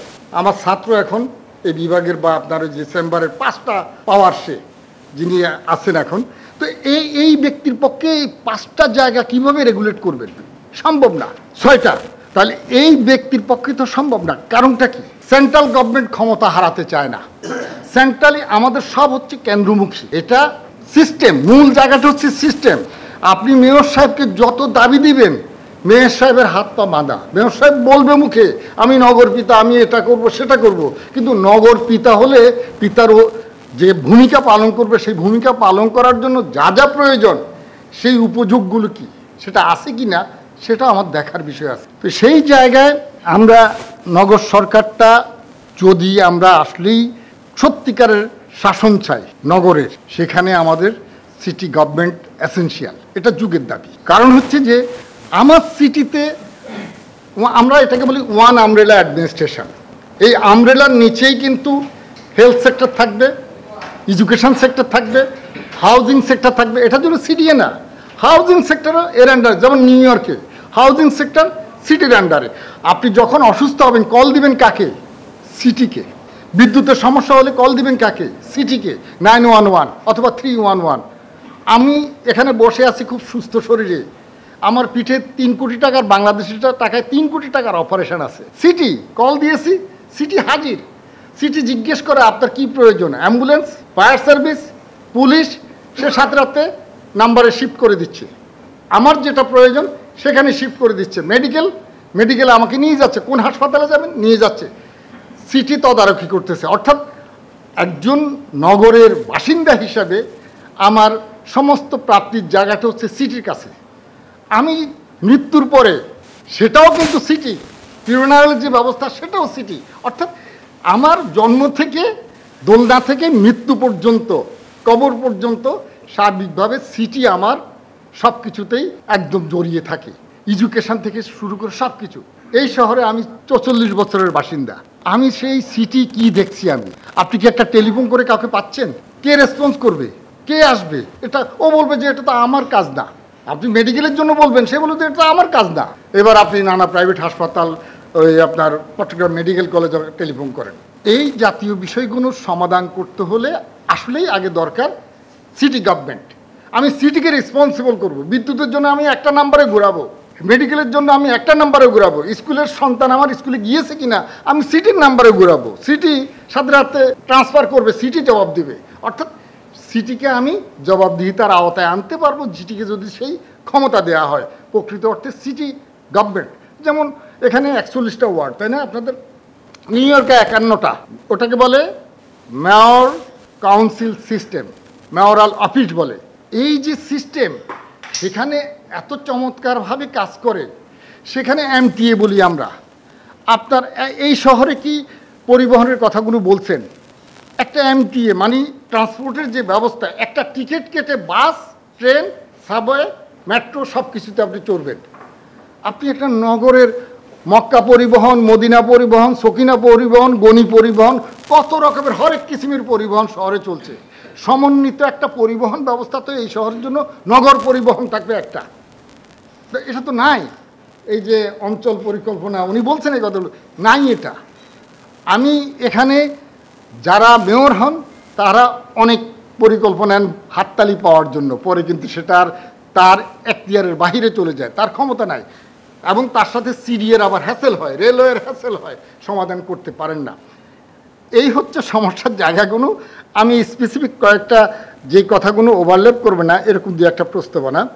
একটা হচ্ছে আপনার যারা ময়লা নিয়ে যায়, যারা বাচ্চারা সকাল 8টা 9টা স্কুলে যায়, আমাদের সিটি কর্পোরেশনের যারা সেবক তারাও ঠিক 7টা 8টার সময় রাস্তায় এসে ঝাড়ু দেওয়া শুরু করে। অর্থাৎ আমি যখন ইউনিভার্সিটির বাসে ইউনিভার্সিটি যাব, আমিন সেন্টারের সামনে দাঁড়াই, তখন তিনি ঝাড়ু দিয়ে আমাকে ময়লায় একদম পুরো শরীর আমাকে দৌড়দৌড়ি করতে হয়। ঝাড়ু দেওয়া থেকে শুরু করে সব কাজগুলো, ময়লা নেওয়ার কাজ বিকেল 3টার সময় আমার ময়লা নিতে আসে ভাগাড় থেকে, অথবা সকাল 10টার সময় আসে। এই কাজগুলো ভোর 6টার আগেই কমপ্লিট করতে হবে। দিনের আলোতে অফিসে যিনি যাচ্ছেন, স্কুলে যিনি যাচ্ছেন, যাতে করে এই উৎপাতের মধ্যে না পড়েন, এটার রেহাই দিতে হবে। এটা আমরা পেতে পারি, যাতে করে দিনের আলোতে এই জিনিসগুলো করবে না। আরেকটি হচ্ছে আপনার আন্ডারপাস, ওভারপাস, ফুটওভার ব্রিজ, যেটা এই শহরের কয়েকটা পয়েন্ট বিশেষ করে আমার দেখায়, আমি জানি যে অনেক জায়গায় লাগবে। যেমন আপনার বাবা স্কুলের সামনে একটা ফুটওভার ব্রিজ আছে, ওয়াসা সার্কেলে একটা লাগবে, ইস্পাহানি মোড়ে বহুদিন বলা হয়েছে ওখানে একটা জরুরি, বাচ্চা নিয়ে স্কুলে যাচ্ছে, চলন্ত রাস্তায়, জীবন্ত রাস্তায় হেঁটে যাচ্ছে, কিন্তু কারো কোনো ভ্রুক্ষেপ নাই। তারপরে জিসি সার্কেল, এখানে ফুটওভার দরকার, 2 নাম্বার গেট, ফুটওভার ব্রিজ দরকার, বদ্ধহাট দরকার। পার্কিং, একটা পার্কিংয়ের কথা আসছে, যত্রতত্র পার্কিং করলে পার্কিংয়ের মিটার ব্যবস্থা করা।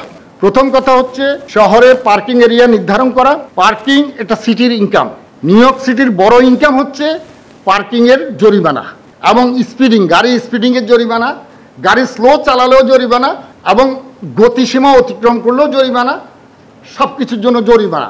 ওখানে নানা জায়গায় সিসি ক্যামেরার কথা বলা হচ্ছে, ক্যামেরাগুলো সেট থাকবে, গাড়ি যদি ওভার করে জরিমানা, টিকিটটা বাসায় চলে যাবে, তার ব্যাংক অ্যাকাউন্ট থেকে টাকা কেটে নেয় ওরা। আমাদেরও সেই ব্যবস্থায় যেতে হবে। আমরা যেহেতু বলছি গ্লোবাল ভিলেজে আমরা বাসিন্দা, আমরা এর বাহিরে থাকতে পারবো না। তাহলে আমাদেরকে পার্কিংয়ের যে ব্যাপারটা, শহরের রাস্তায় গাড়ি রাখলেই তাকে মিটারে পে করতে হবে, আর যেখানে যদি পারা যায়, যেখানে ওপেন জায়গা আছে, সেখানে একটা টাইমের জন্য ফি করে দেওয়া হবে, কিন্তু পিক আওয়ারগুলোতে মিটারে টিকিট নিয়ে গাড়ির সামনে মিটারে রাখবে এবং জরিমানা তাকে নিজ দায়িত্বে দিবে, না দিলে সেটা তার অ্যাকাউন্ট থেকে কেটে নেওয়ার ব্যবস্থা করতে হবে। আরেকটা হচ্ছে যে জলাবদ্ধতা আমরা দূর করতে পারবো কিনা। 70টা না 69টা খাল ছিল এই শহরে, 104টা, তারপরে 70টার মতো, এখন ড্রেনগুলো সব ভরাট হয়ে গেছে। যতটা উদ্ধার করা যায় উদ্ধারের উদ্যোগ নেওয়া। সিনিয়র যারা প্রকৌশলীরা আছেন ওনারা অনেকেই রিটায়ারমেন্টে চলে গেছেন এবং কয়েক বছরের মধ্যে অনেকটাই থাকবে না। এখানে দক্ষ জনবলের, অভিজ্ঞ জনবলের অভাব আছে। তো ওইটা যদি একটু ব্যবস্থা না নেন তাহলে সিটি কর্পোরেশন পরিচালনা করাটাই দুরূহ হয়ে যাবে কিছুদিনের মধ্যে। এবং ফুটওভার ব্রিজ, 36টা ফুটওভার ব্রিজ মনে হয় পরিকল্পনায় ছিল, এগুলো আপনি চেষ্টা করে যদি একটু ত্বরান্বিত করতে পারেন তাইলে এই শহরটা কিছুটা নিরাপদ হবে। কারণ জিসির মোড় কিংবা ওয়াসার মোড়ের রাস্তা পারাপারটা এখন ব্যাপক জীবনের ঝুঁকি নিয়ে মানুষ পারাপার হচ্ছে, এটা খুবই অমানবিক। এবং বরাদ্দর বিষয়টা, সিটি কর্পোরেশনের বরাদ্দ এতটাই অপ্রতুল এখন যে ওনাদের নিজেদের বেতন ভাতা দিতেই অনেকটা কষ্ট হয়ে যায়। ওই জায়গায় আমরা কি আশা করতে পারি? মেয়র মহোদয় তো আর আলাউদ্দিনের চেরাগ নাই যে উনি চাইলেই সব পারবেন। তো বরাদ্দ যাতে বাড়ানো যায় সেই বিষয়ে আপনার চেষ্টাটা আমরা আশা করব।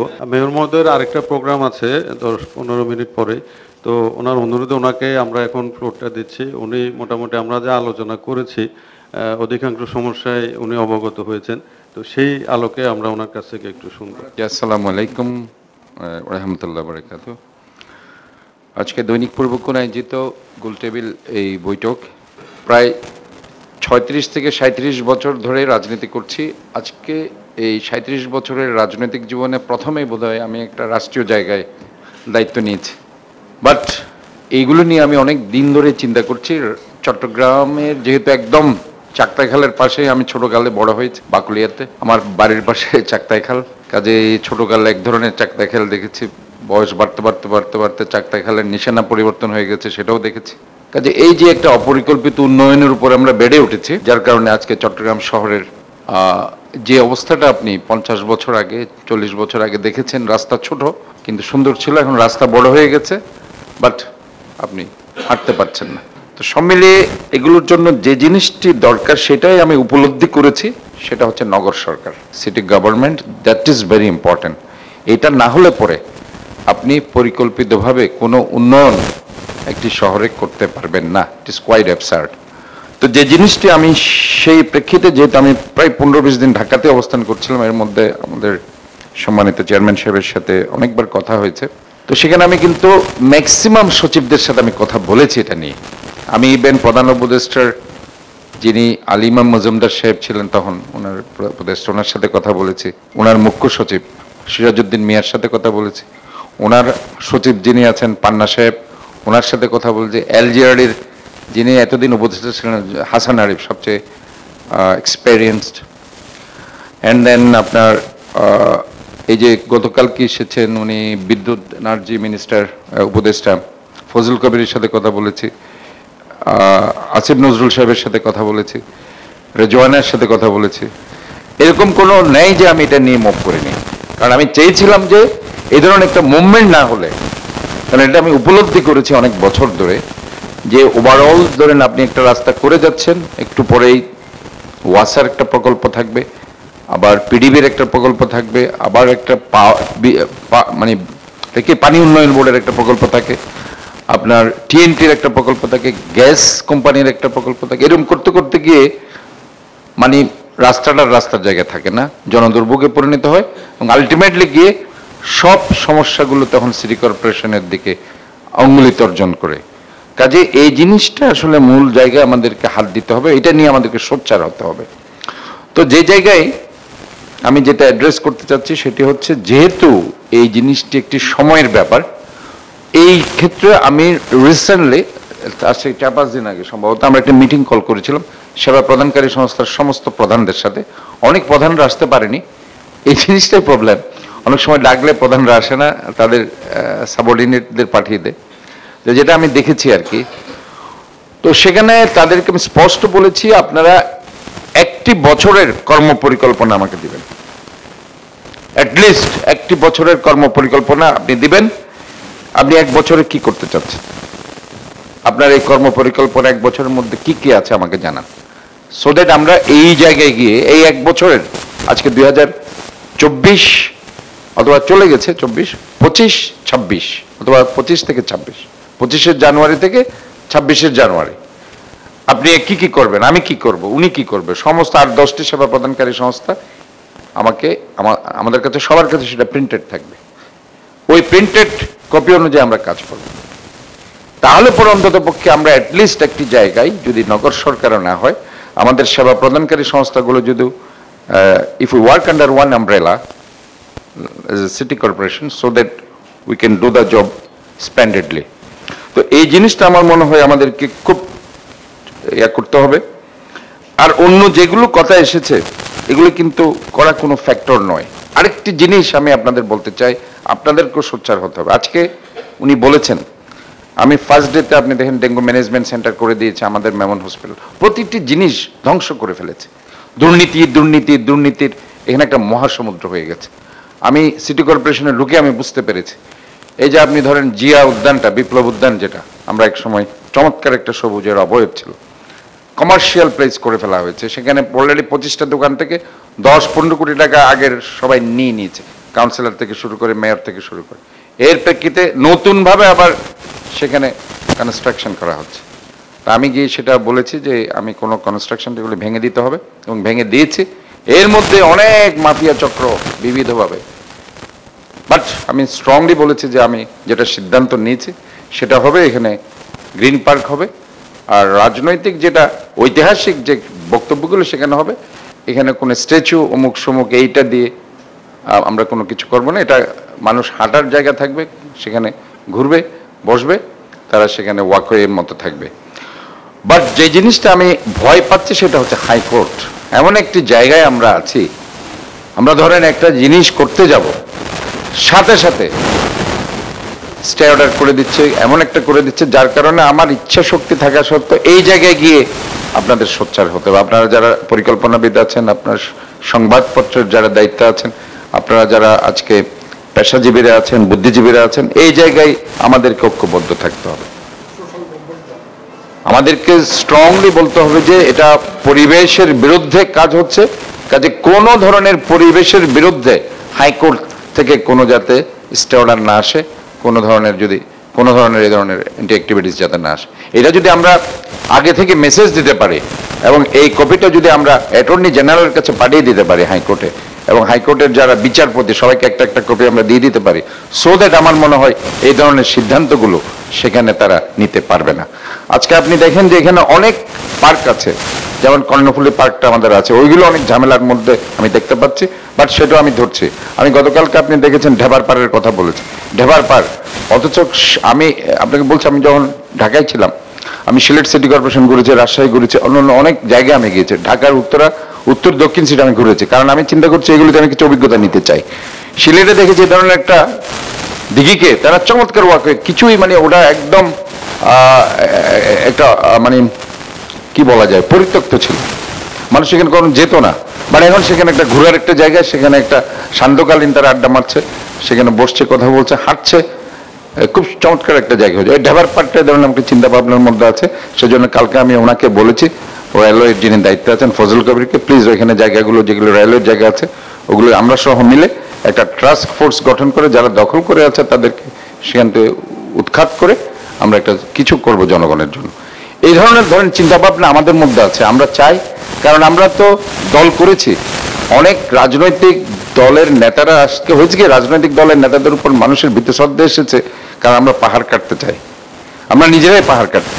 অনেক সময় দেখা যায় যে আমার সিটি কর্পোরেশন এই বিশ্ববিদ্যালয় আমি দখল করে বসে আছি, আমি নিজের বাপের সম্পত্তি করে নিয়েছি, অথবা আমার মার্কেট 1600 শপিং কমপ্লেক্স কত বড় মার্কেট, পরে আমি দেখতে পাচ্ছি প্লাস মাইনাস মিলে শূন্য, অথচ সেখান থেকে আমার পাওয়ার কথা প্রায় মিনিমাম বছরে একদম না হলেও 5-6 কোটি টাকা 10 কোটি টাকা পাওয়ার কথা, সেখানে এখন দেখছি প্লাস মাইনাস জিরো, কারণ জেনারেটর টোনাকে আমাদের দিতে হচ্ছে, ওইখানকার পরিচ্ছন্ন কর্মকর্তা পরিষ্কার ওইগুলি টাকা আমাকে দিতে হচ্ছে, ওইখানে সমস্ত, তাহলে আমি যে টাকাটা পাচ্ছি ওটা খরচ হয়ে যাচ্ছে।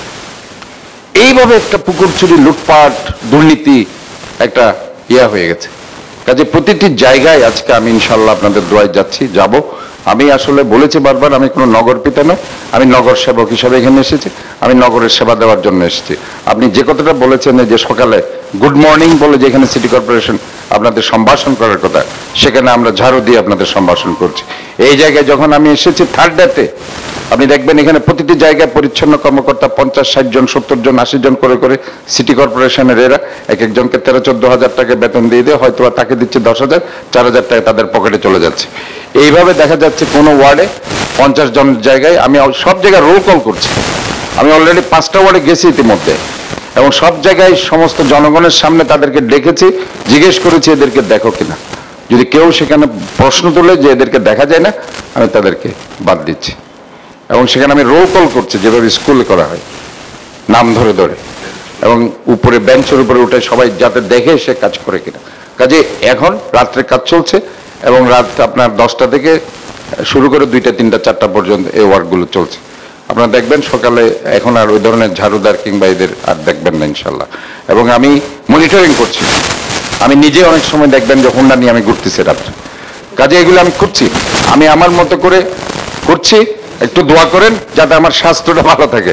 আমি আমার যদ্দূর পারি আমি আমার দিয়ে করছি। আমি আমার রাজনীতিবিদদের শুধু এটুকু বললাম, যে ওয়ার্ড কাউন্সিলর আছেন আপনারা, যেহেতু ওয়ার্ড কাউন্সিলর আমাদের জন্য একটা বিশাল চ্যালেঞ্জ, আপনারা যারা সেখানে আগে ওয়ার্ড কাউন্সিলর ছিলেন দায়িত্ববান, আপনারা এক একজন বর্তমান ওয়ার্ড কাউন্সিলর দায়িত্ব পালন করবেন, সেখানে গিয়ে গিয়ে আপনারা মনিটরিং করবেন ওই পরিচ্ছন্ন কর্মকর্তারা ঠিকমতো কাজ করছে কিনা।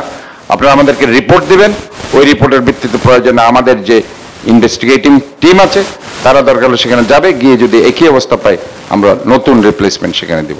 কাজে আমরা চাই যে শহর পরিষ্কার থাকুক। এবং আরেকটি জিনিস আমি করতে চাচ্ছি যেটা সবার মুখেই আছে, সেটা হচ্ছে গণসচেতনতা।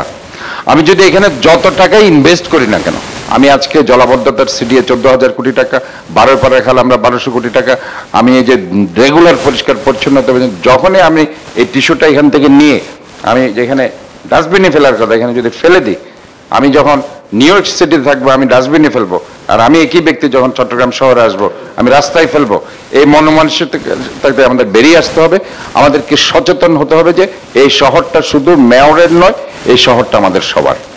যখনই এই মনোমানসিকতা ডেভেলপ করবে তখন দেখবেন আপনি এই শহরকে সুন্দর করতে পারবেন, পরিচ্ছন্ন রাখতে পারবেন। আজকে দেখুন ডেঙ্গুর ব্যাপারে আমি সব জায়গায় ঘুরে বেড়াচ্ছি, আমি আলেম ওলামাদেরকে ইনভলভ করেছি, সাংবাদিকদের ইনভলভ করেছি, আমি এখানে যারা পেশাজীবী তাদেরকে ইনভলভ করেছি, আমি একটা ম্যানেজমেন্ট সেন্টার করে দিয়েছি, আমি NS1 অ্যান্টিজেন ফ্রি করে দিয়েছি। এটা অনেকেই জানতো না যে সিটি কর্পোরেশনের উদ্যোগে একটা পরীক্ষা যেটা আপনার অ্যান্টিজেন টেস্ট, যেটা দিয়ে ডেঙ্গু ধরা পড়ে, এই টেস্টটা ফ্রি করা হয়, অনেকেই জানে না। ইভেন মেয়েদের যে HPV vaccine, human papilloma virus vaccine, যেটা আবার CA সার্ভিক্স, এটা ভেরি কমন ডিজিজ মেয়েদের, এই ডিজিজের ভ্যাকসিনটা আমরা ফ্রি অফ কস্টে দিচ্ছি, যেটা বাইরে 3000 টাকা, যদিও সেটা WHO আমাদের, বাট এই জিনিসগুলো আমরা জানাতে হবে, আমরা জানাচ্ছি। আমি বারবার বিভিন্ন জায়গায় এবং ধর্মীয় যে একটা আছে সেটার জন্য আলেম ওলামাদের প্রতিটি জায়গায় মসজিদের খুতবায় সেটা ইনভলভ করেছে। তো কাজে এই জিনিসগুলো আসলে সিটি কর্পোরেশন করছে, অনেকে জানে না। আর যে জিনিসগুলো আমি পার্কের ব্যাপারে বলবো, পার্কের ব্যাপারটা হচ্ছে খুবই দরকার, ওয়াকওয়ে নেই আমাদের, এগুলি দরকার। আর যেটা আপনারা যে ফুটপাতের কথা বলছেন, এটা একই জায়গায় আমি বলতে চাই, এটা ওই যে আপনার ডিসি ট্রাফিক, পুলিশ কমিশনার, আমরা, তারপর সব মিলিয়ে সমস্ত সেবা প্রদানকারী সংস্থা এক জায়গায় আসতে হবে। এটা কোনো ফ্যাক্টর নাই, এগুলো যদি আমরা একসাথে কাজ করি। ধরেন আপনি যেটা নিউ মার্কেটের কথা বলছেন, ওইখানে আমাদের বিশাল একটা স্কুলের মাঠ রয়েছে, যেটা হচ্ছে আপনার এই মিউনিসিপ্যাল মডেল হাই স্কুল। কাজে সেখানে আমরা এটা জাস্ট বোঝানোর ব্যাপার, আমি তাদেরকে যদি বোঝাতে পারি যে তুমি ওই জায়গায় যাও, একই মানুষ সেখানে যাবে, আমরা দরকার হলে মাইকিং করব সিটি কর্পোরেশন থেকে, এইভাবে কনভিন্স করে আস্তে আস্তে তাদেরকে আমাদেরকে উৎসাহিত করতে হবে। এক্স্যাক্টলি এই জিনিসগুলো করা যায়, এগুলো কোনো ফ্যাক্টর না, সদিচ্ছা থাকতে হবে। আর মানুষকে আমার কনফিডেন্স লেভেল আনতে হবে, যে আমাকে এইটা বিলিভ করাতে হবে যে সে আমি যেটা বলছি আমি সেটা তাদের করছে কিনা এই জিনিসটা। এবং আমি দেখেছি যে দৃষ্টিভঙ্গি, আমার দৃষ্টিভঙ্গি আর রাজশাহীর দৃষ্টিভঙ্গির মধ্যে, অনেকে রাজশাহী বলছে খুব সুন্দর, রাজশাহী শহরটা ছোট, এখানে 10 থেকে 12 লাখ মানুষ বাস করে, ইন্ডাস্ট্রিও নেই, এটা সুন্দর রাখা, একটা গ্রিন রাখা কোনো ফ্যাক্টর না। তবে ওই জিনিসটা ঠিক যে ওই মানুষগুলো কিন্তু শিক্ষিত বেশি, এবং তারা কিন্তু আমি যা বলি অথবা আপনি যা বলেন সেটা তারা ধারণ করতে চায়। তো চট্টগ্রামের একটা জিনিস, আমরা আসলে চট্টগ্রামের আমরা মানুষ অত্যন্ত আতিথ্যপরায়ণ আমরা, বাট দ্য থিং ইজ আমাদের মধ্যে একটা এমন একটা অবস্থা আছে, কি ওই ও কি আর কি ভাই, মানে এই ধরনের একটা যে অ্যাটিটিউড মনোভাব গড়ে উঠেছে, মানে এই জায়গা থেকে আমাদের আস্তে আস্তে বলতে বলতে বলতে বলতে এই জায়গায় আনতে হবে। মানে ওই মেন্টালিটি থেকে বেরিয়ে এসে ওনাদেরকে বুঝাতে হবে যে ভাই এই শহরটা আপনার, আপনার বাচ্চাই এই শহরে হাঁটবে ঘুরবে, আপনার পরিবার এখানে ছিল, আপনি ছিলেন, আপনার বাচ্চারা থাকবে, আপনার বাচ্চার বাচ্চারাও এখানে থাকবে। কাজে এই শহর যদি আপনি পরিষ্কার না করেন, নেক্সট জেনারেশন আপনাকে ক্ষমা করবে না। তো এই জিনিসগুলো আস্তে আস্তে আমাদেরকে তাদের কনভিন্সিং করে তাদেরকে কনফিডেন্স লেভেলে আনতে হবে। আর জি জি জি প্লিজ প্লিজ প্লিজ প্লিজ। সেটা হচ্ছে যে ঢাকাতে আপনি দেখেন নগর পরিবহনকে একটা কোম্পানির আন্ডারে আনতেছে, এটা যদি আমাদের চিটাগাংয়ের ক্ষেত্রেও করা যায় তাহলে দেখবেন আমাদের যানজট অনেকাংশ কমে যাবে, নগর পরিবহনের শৃঙ্খলা আসবে সেটা একটু না। এটাই বলছি যে আমাদের এই যে ধরেন স্টপেজ, আমরা কিছু লাগে না, আমার যে বাসগুলো যদি আমার যে বাস স্টপেজ আছে সেখানেও যদি দাঁড়ায়, যত্রতত্র না দাঁড়িয়ে ওই শৃঙ্খলাটা যদি আমরা আনতে পারি, তাহলে দেখবেন যানজট এখানে অনেকাংশে কমে যাবে এবং অ্যাক্সিডেন্টের সমস্যা যেটা বলছেন সেটা অনেকাংশে কমে যাবে। এই জিনিসটাও যদি আমরা শৃঙ্খলার মধ্যে আনতে পারি যে যেভাবে আছে। আর মহিলাদের বাসটা আসলে খুব দরকার, এখানে অনেক ইনভেস্টররা আছে, they are very much interested to invest there on that field. তো ওইভাবে যদি আমি চিন্তা করছি, আমি বিভিন্নভাবে চিন্তা করছি, ওই খাতেও চিন্তা করছি, স্বাস্থ্য খাতে যেটা বলেছে আমার বোন, আসলে শি ইজ মাই রিলেটিভ, সে খুব কিছু কথা বলেছে, এগুলো খুব দরকার। সে এই জিনিসগুলো আমার মনে হয় যে আমরা যদি মেয়েদের জন্য স্পেশালি কিছু পরিবহন দিতে পারি তাহলে মেয়েদের আসলে কষ্টটা কম হবে। এবং এগুলো আমি প্রাইভেট সেক্টরে আমি হয়তো চিন্তা করছি। আরেকটা হচ্ছে শিক্ষাটাকে, যেহেতু এখানে আমি দেখতে পাচ্ছি প্রথম দিনে এসে ভর্তুকি দিতে হচ্ছে প্রতি মাসে, শিক্ষা স্বাস্থ্য খাতে 6 থেকে 7 কোটি টাকা, মাসে আমাদের 30 কোটি টাকা খরচ আছে, বছরে 360 কোটি টাকা খরচ। কাজে 6 কোটি টাকা শুধু শিক্ষা এবং স্বাস্থ্য খাতে ভর্তুকি দিতে হবে। কাজে এই সেক্টরকে কিভাবে লাভজনক করা যায় এবং জনমুখী করা যায় এটা কিন্তু আমি দেখছি। এবং হেলথ সেক্টরের যে আরবান ডিসপেন্সারির কথা বলেছেন, আমাদের প্রায় এখানে নিয়ার অ্যাবাউট সব মিলিয়ে 70, 80, 81টা সেন্টার আছে। আমি আরবান ডিসপেন্সারিগুলোকেও আমি একটা কোম্পানির সাথে কথা বলছি, তারা যদি ওইভাবে আমাদের সাথে একটু কথা বলে এটাকে আপগ্রেড করে আমাদের প্রাইভেট সেক্টরকে আমি দিয়ে যদি এটা যদি সুন্দর করে রান করাতে পারি কম খরচে, তাহলে আমরা সেটা ইনশাল্লাহ আমি করে যাব। আর একটা ডায়ালিসিস সেন্টার আমার খুব চিন্তা আছে আমাদের মেমন হসপিটাল 2-তে, এটা অসম্ভব সুন্দর একটা, কেন ফেলে রেখেছে এত বড় একটা বিল্ডিং, আমার মনের মধ্যে মানে হচ্ছে মানে রক্তক্ষরণ হয় আর কি। আমি যেহেতু এই লাইনের একজন, কারণ এখানে অনেক কিছু করা যেত, বাট বিল্ডিংগুলো ফ্লোরগুলো আছে, কিছুই নেই। তো কাজে আমার চিন্তা আছে একটা ডায়ালাইসিস সেন্টার, যে এটা নিয়ে রোগীরা খুব কষ্ট পাচ্ছে, কম দামে যে টাকাটা ডাক্তারদের লাগে, বাইরে হয়তো বা 3,000 টাকা 2,500 টাকা লাগে, আমরা একদম সাশ্রয়ী মূল্যে যেটা দিলে নাগরিকের কিছু সুবিধা পাবে, এই ধরনের কিছু চিন্তা ভাবনা আমার আছে।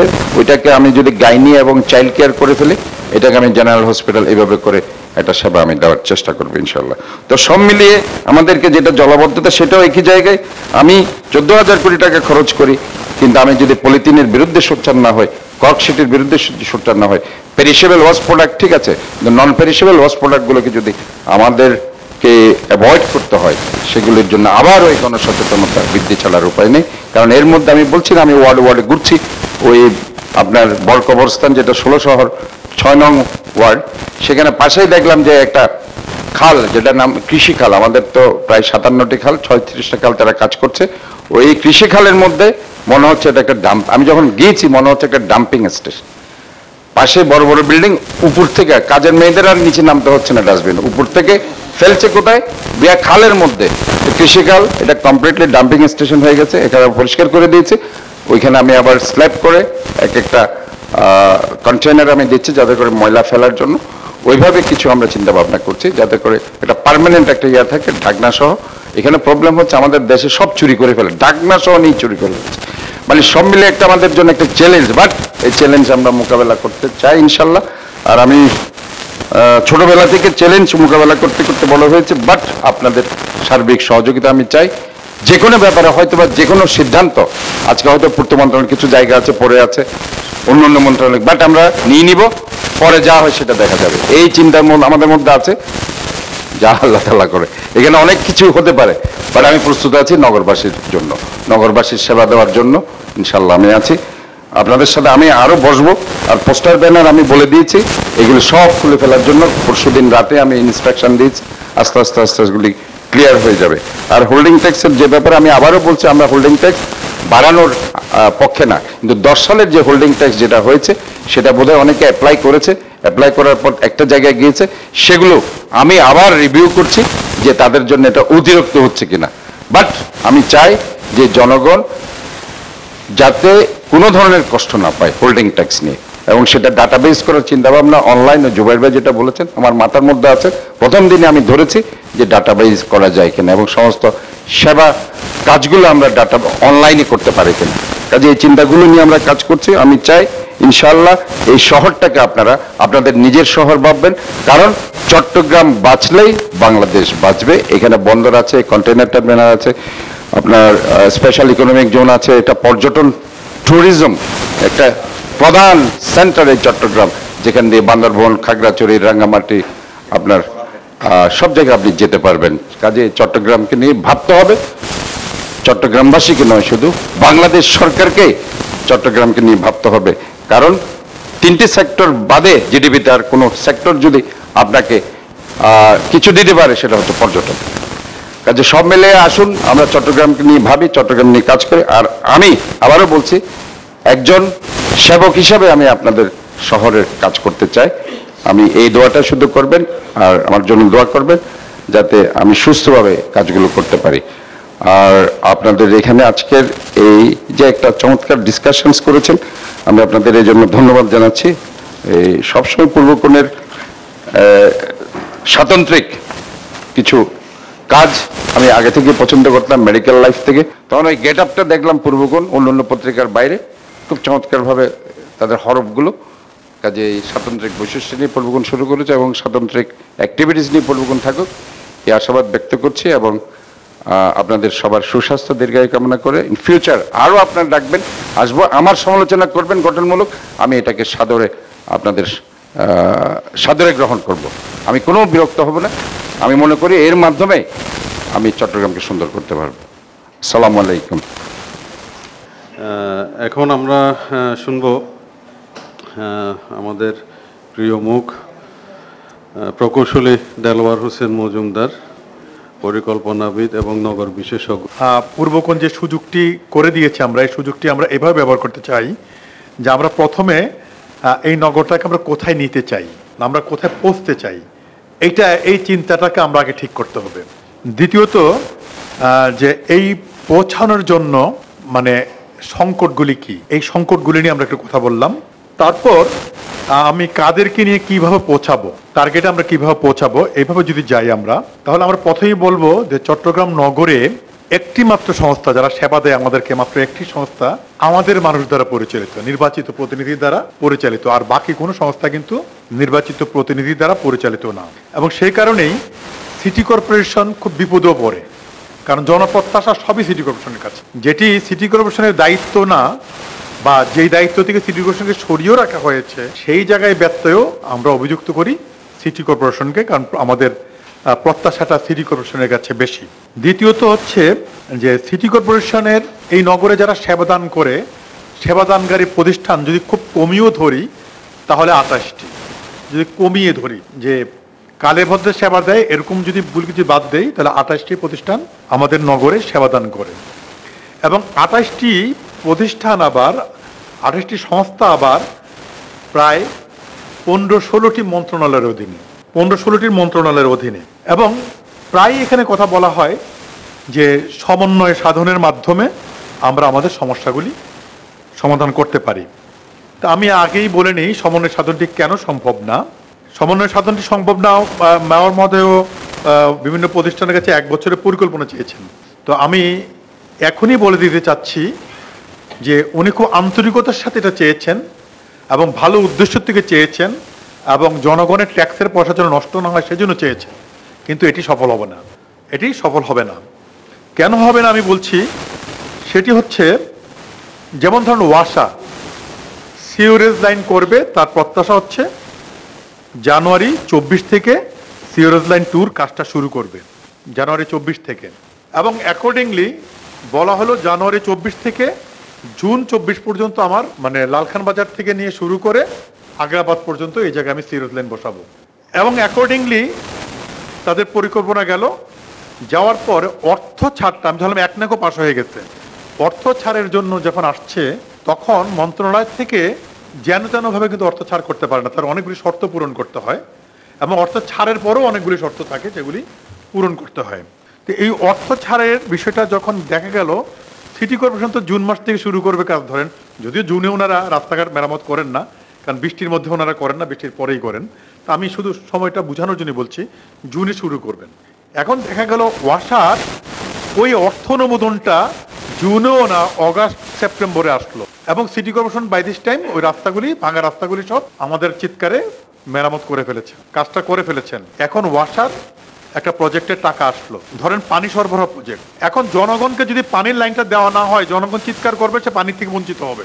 তখন সিটি কর্পোরেশন পরে কি উভয় সংকটে, এক হচ্ছে তিনি মাত্র জনগণের অর্থ দিয়ে রাস্তাটা তৈরি করেছেন, দ্বিতীয়ত হচ্ছে তিনি কি করেছেন যে ওটা যদি না দেন তাহলে জনগণ সাফার করবে, তাহলে সিটি কর্পোরেশন পড়ছে উভয় সংকটে।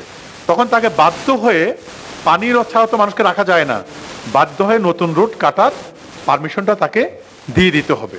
তাহলে এখানে কি সমন্বয় সম্ভব? সম্ভব না। এইটার সমাধান হচ্ছে এই নগরের মানুষকে যারা সেবা দেবে তাদেরকে এক ছাতার নিচে নিয়ে আসা। এবং এক ছাতার নিচে কিভাবে আসবে? আমি মেয়র যেহেতু জনগণের নির্বাচিত, মেয়রকে প্রধান করে, জনগণের প্রতিনিধির চেয়ে পাওয়ারফুল তার কেউ না, জনগণের নির্বাচিত প্রতিনিধির আন্ডারে আমি সমস্ত সেবাদানকারী প্রতিষ্ঠানগুলি নিয়ে আসলাম। সিটি কর্পোরেশনের পরিকল্পনাতেই এই কাজগুলি হবে। কাজে কোন জায়গার অর্থ কখন ছাড় করতে হবে এটা সিটি কর্পোরেশনই জানবে, কোন জায়গার কাজটা আগে দরকার প্রাধিকারটা সিটি কর্পোরেশন জানবে। এখন সিডিএ হলো কি পিডাব্লিউডির আন্ডারে, তাই না? সিডিএ পিডাব্লিউডি মন্ত্রণালয়ের অধীনে, আর সিটি গণপূর্ত, আর সিটি কর্পোরেশন হচ্ছে স্থানীয় সরকারের। আবার চট্টগ্রাম মেডিকেল কলেজ হচ্ছে স্বাস্থ্য মন্ত্রণালয়ের অধীনে, বিদ্যুৎ বিভাগ হচ্ছে জ্বালানি মন্ত্রণালয়ের অধীনে। তাহলে বিভিন্ন মন্ত্রণালয়ের মধ্যে প্রধানমন্ত্রী নিজেই পারে না কোঅর্ডিনেশন করতে, আর সেই মন্ত্রণালয়ে আবার চট্টগ্রাম শহরে এসে কোঅর্ডিনেশন সম্ভব না। তাহলে এটা আনতে হবে, এবং পৃথিবীর অনেক দেশে এটা আছে। এমনকি আমরা খুব কাছে যদি দিল্লিতে দেখি, একটা রাজ্যের মর্যাদাই ভোগ করে, মানে সিটি গভর্নমেন্টটা রাজ্যের মর্যাদাই তারা ভোগ করে দিল্লিতে। এখন এই চট্টগ্রাম সিটি কর্পোরেশন মানে এত বিশাল চাপ বহন করে, এই সব চাপ চট্টগ্রামের নগরবাসীর জন্য না। আর চট্টগ্রামের সব নগরীর বাসী কিন্তু চট্টগ্রামবাসীর প্রয়োজনে না, এটা আমাকে ভাবতে হবে। এবং চট্টগ্রাম নগরের এটা হলো বন্দর নগর, বন্দর হওয়ার কারণে এখানে বন্দরের সুবিধা ভোগ করার জন্য ইন্ডাস্ট্রি হয়েছে, তাই না? বন্দর হওয়ার জন্য, বন্দর সুবিধা ভোগ করার জন্য ইন্ডাস্ট্রি। তাইলে বন্দরকে কেন্দ্র করে শিল্প, শিল্পকে কেন্দ্র করে শিল্প শ্রমিক, শিল্প ব্যবস্থাপক, শিল্পের ইউরোপ, এই মানুষগুলি বাড়লো না? এবং এই মানুষগুলি যদি হেলথ হ্যাজার্ড হয়, তাহলে রাজশাহীতে যতজন ডাক্তার লাগবে, আবার তার চেয়ে বেশি ডাক্তার এবং স্বাস্থ্যকর্মী দরকার না এখানে। তাহলে এইটাকে কেন্দ্র করে এই মানুষগুলি এখানে বাড়লো। এই মানুষগুলির জন্য হাট বাজার দরকার, অনেকগুলি ভ্যান্ডর এখানে আমার দরকার, এই বাড়তি লোকগুলি আসলো। এই পণ্যগুলি পরিবহন করার জন্য অনেক যানবাহন দরকার। সে যানবাহন তো উড়ে আসে না, রিমোট কন্ট্রোল না, তার সাথে ড্রাইভার আসে, হেল্পার আসে, তাই না? এবং অনেকেই আবার প্রতিদিনই আসে, প্রতিদিন চলে যায়, কাজ ছেড়ে চলে যায়, 2 দিন থেকে চলে যায়, 3 দিন থেকে চলে যায়। একটা ভাসমান জনপদও কিন্তু এখানে 5-7 লক্ষ জন প্রতিদিন মানুষ আসে। আর চট্টগ্রাম নগরের, রাজশাহী নগরের রাস্তাগুলি দেখবেন যে অনেক দিন টিকে, চট্টগ্রাম নগরের রাস্তা অনেক দিন টিকে না। আমাদের অনেক ইঞ্জিনিয়ার বন্ধুরা অনেক থিওরি দিয়ে ফেলে, এই প্রবলেম সেই প্রবলেমের জন্য, আমরা ভিটামিনের প্রবলেম, এই প্রবলেম, অনেক কিছু বলে। চুয়েটের স্যার আছেন এখানে, চুয়েটের স্যারও অনেক কিছু বলেছে। তা আমি বলি 50-60 টন লোড নিয়ে যখন গাড়ি এই রাস্তার উপর দিয়ে চলবে, 50-60 টন লোড নিয়ে যখন গাড়ি চলবে, তখন রাজশাহীর রাস্তার সাথে তুলনা করে লাভ নাই, আর চুয়েটের ভিতরকার রাস্তার সাথে তুলনা করে লাভ নাই। সেই রাস্তাগুলি জীবনও এরকম একটা ট্রাক দেখে না। তাহলে আমার এই রোডের উপর যে লোড, কিসের জন্য? বন্দরের জন্য। কিন্তু এই যে বন্দরের জন্য যে আমি বাড়তি জনপদ, বাড়তি স্বাস্থ্য, বাড়তি শিক্ষা, ওই বাচ্চা কাচ্চা যেগুলো থেকে যায় এদের জন্য আসে, তাদের লেখাপড়া, তাদের জন্য আমার পার্ক করতে হয়, তাদের জন্য বিনোদন ব্যবস্থা করতে হয়, চলার জন্য আমার লাইট দিতে হয়। তাহলে এই যেগুলি কাজগুলি, বাড়তি কাজগুলি করছি, বন্দরকে সিটি কর্পোরেশন কোনো টাকা দেয়? তাহলে আমি সিটি কর্পোরেশন, আমি এই সার্ভিসগুলি দিচ্ছি বন্দরের জন্য, কিন্তু এই জায়গায় সিটি কর্পোরেশন কোনো টাকা দেয় না। আইনের হেরফের, এটা সেটা দেখিয়ে আজকে সেই মাহমুদুল ইসলাম সাহেবের আমল থেকে এই কথাগুলি আমরা বলে আসছি। আমি তো আল্লাহর রহমতে মানে সব ব্যতিক্রম ধর্মী একজন লোক, মাহমুদুল ইসলাম সাহেবের সাথে কাজ করেছি, মহিউদ্দিন চৌধুরীর সাথে কাজ করেছি, মঞ্জুর সাহেবের সাথে কাজ করেছি, আদম নাসির সাহেব, রেজাল সাহেব একটু কম ব্যবহার করেছেন আমাকে, স্যাররা বোধহয় আমাকে পছন্দ করেন নাই বোধহয় ঠিক মতো, নাকি আমাকে একটু কম ব্যবহার করেছেন। কিন্তু আগের সব মেয়ররা মিলে কিন্তু আমি কাজ করেছি।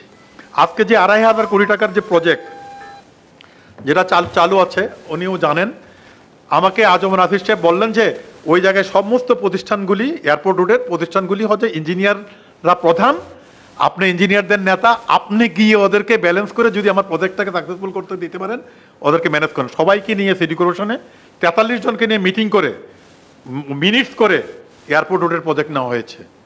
তো এই ধরেন সেই এয়ারপোর্ট রোডতে সব কিছু, যে বাড়তি মানুষগুলি কেন আসে, সিটি কর্পোরেশন এয়ারপোর্ট রোড করতে হবে কেন? এটা বন্দরের কারণেই তো এই বিমানের এত ব্যস্ততা এখানে। তাহলে এই বন্দরের ইনকামের উপরে সিটি কর্পোরেশনকে একটা আয় ব্যবস্থা করতে হবে, আয়ের বিষয়টা ভাবতে হবে। সিটি গভর্নমেন্টের কথা সবাই বলে ফেলেছেন, আমি ডিটেলস বলবো না। শিক্ষা প্রতিষ্ঠানের ব্যাপারে এমপিভুক্ত, যদি এটা সারা দেশে সরকার পালন করে, সিটি কর্পোরেশন পালন করে, তাহলে আমার টিচারগুলি যদি এমপিভুক্ত করানো যায়, গভর্নমেন্ট মিনিস্ট্রি যদি উদ্যুক্ত হয়ে যদি, তাহলে আমি শিক্ষার কিছু খরচ আমরা কমাতে পারবো। স্বাস্থ্য বিভাগ, চট্টগ্রাম নগরের স্বাস্থ্যের বিভাগের বিশাল একটা কাজ সিটি কর্পোরেশন করে, আমরা উপলব্ধি করতে পারি না সিটি কর্পোরেশনের গরিব মানুষের কি সহযোগিতাটা তারা পায়। আমি তো হুট করে একটা মানে চলে যাই নগর স্বাস্থ্যকেন্দ্রগুলিতে, আমার ঘরের যে গৃহকর্মী আছে সে তো যেতে পারে না, সেই নগর স্বাস্থ্যকেন্দ্রের বেনিফিটটা পায়। 4টা বড় হসপিটাল কিন্তু আপনাদের আছে, 4টা না, মোস্তফা হাকিম, 2টা মেনন আর একটা 4টা হাসপাতাল ওনাদের আছে, বড় হাসপাতাল। এই হাসপাতালগুলো কিন্তু, আর বিশেষ করে মেমন্ত প্রসূতিদের জন্য, বাচ্চাদের জন্য একটা মানে ভালো মানের হাসপাতাল, অনেক অবস্থাপন্ন মানুষও কিন্তু মেমনে যায়। তো এগুলি মিলিয়ে, আর এখন মেয়র সাহেব যেটা হচ্ছে ডায়ালাসিস 20টা মেশিনের মতো একজনের কাছে ওয়াদা নিয়ে ফেলছেন, আমি ছিলাম ওদিন, 20টা মেশিন মতো বিনা পয়সা উনি পেতেও পারেন, মেবি যদি পেয়ে যান, তাহলে 20টা মেশিন দিয়ে ডায়ালাসিস যদি উনি করান। ওই যে একটা ছেলে মারা গেল না, পুলিশ খুব অত্যাচার করলো তার মার ডায়ালাসিস নিয়ে, এই অমানবিক ঘটনা ডায়ালাসিস দিয়ে ঘটে।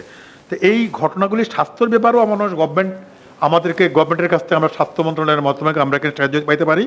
আর এই হাসপাতালগুলি এই মানে গরিব মানুষের জন্য তো থাকবেই, অ্যাট দ্য সেম টাইম যদি এটাকে আউটসোর্সিংয়ের মাধ্যমে, সিটি কর্পোরেশনের মাধ্যমে আউটসোর্সিংয়ের মাধ্যমে যদি করা যায়, এটা যদি করা যায়, আমার মনে হয় এইখানেও আমার কিছু খরচ কমানো যাবে, কিছু আয় বাড়ানো যাবে। আর পে পার্কিং যদি আমরা করতে পারি, পে পার্কিংটা দিয়েও আমরা কিছু আয় সিটি কর্পোরেশনের বাড়াতে পারি। ট্রাফিক সিগন্যাল অটো সিস্টেম আগেও হয়েছিল, এটা বাতিল করা হয় নাই, এটা কাজ করবে না, কারণ আমি আমি রাস্তায় কি ধরনের যানবাহন চলবে কোন রাস্তায় এটা যদি আমি নিরূপণ করতে না পারি, আমার যদি স্লো মুভিং ভেহিকল আর ফাস্ট মুভিং ভেহিকল একই রাস্তাতে যায়, সেই রাস্তায় আপনি ওই সিগন্যালের ডিউরেশন আপনি কিভাবে নির্ধারণ করবেন, কত ইন্টারভেল নির্ধারণ কি করে করবেন, কার গতি ধরে নির্ধারণ করবেন? তো আপনি মাথা যাবে তো লেজ আটকে যাবে। তো এটা এখানে ওই রাস্তা যদি লেন সেপারেট করার ব্যাপারটা আমরা করতে না পারি, যদিও সিটি ইতিমধ্যেই 12টা বাজিয়ে দিয়েছে, সেপারেটেড ডেডিকেটেড বাস লেন করার সম্ভাবনা এই ফ্লাইওভার টোলাভার দিয়ে শেষ করে দিয়েছে। এখন মেট্রো রেলও যদি একটু ঘুরিয়ে নেওয়া যায়, হয়তো মেট্রো রেল কার্যকরী করা যাবে, কিন্তু এই স্পাইনটাই ছিল বেস্ট ফর মেট্রো রেল। আমার প্ল্যানার টিচার তো আছে, সেটা আমরা নষ্ট করে দিয়েছি এবং নিচের লেন নষ্ট করে উপরে লেন করেছি। এখন আবার 16টা র্যাম যুক্ত করে অসংখ্য অলিগলি যুক্ত মানে রাস্তাকে আমি উপরে উঠে দিলাম। এটা একটি এক্সপ্রেসওয়ে হলো যার 16টা থাকে র্যাম এবং তার 6টা না 7টা নাকি টোল প্লাজা থাকবে, যেটা এখনো ডিজাইন হয় নাই। বিনোদন কেন্দ্র, সংস্কৃতি চর্চার কেন্দ্র, পার্ক, এগুলি সব করতে হবে।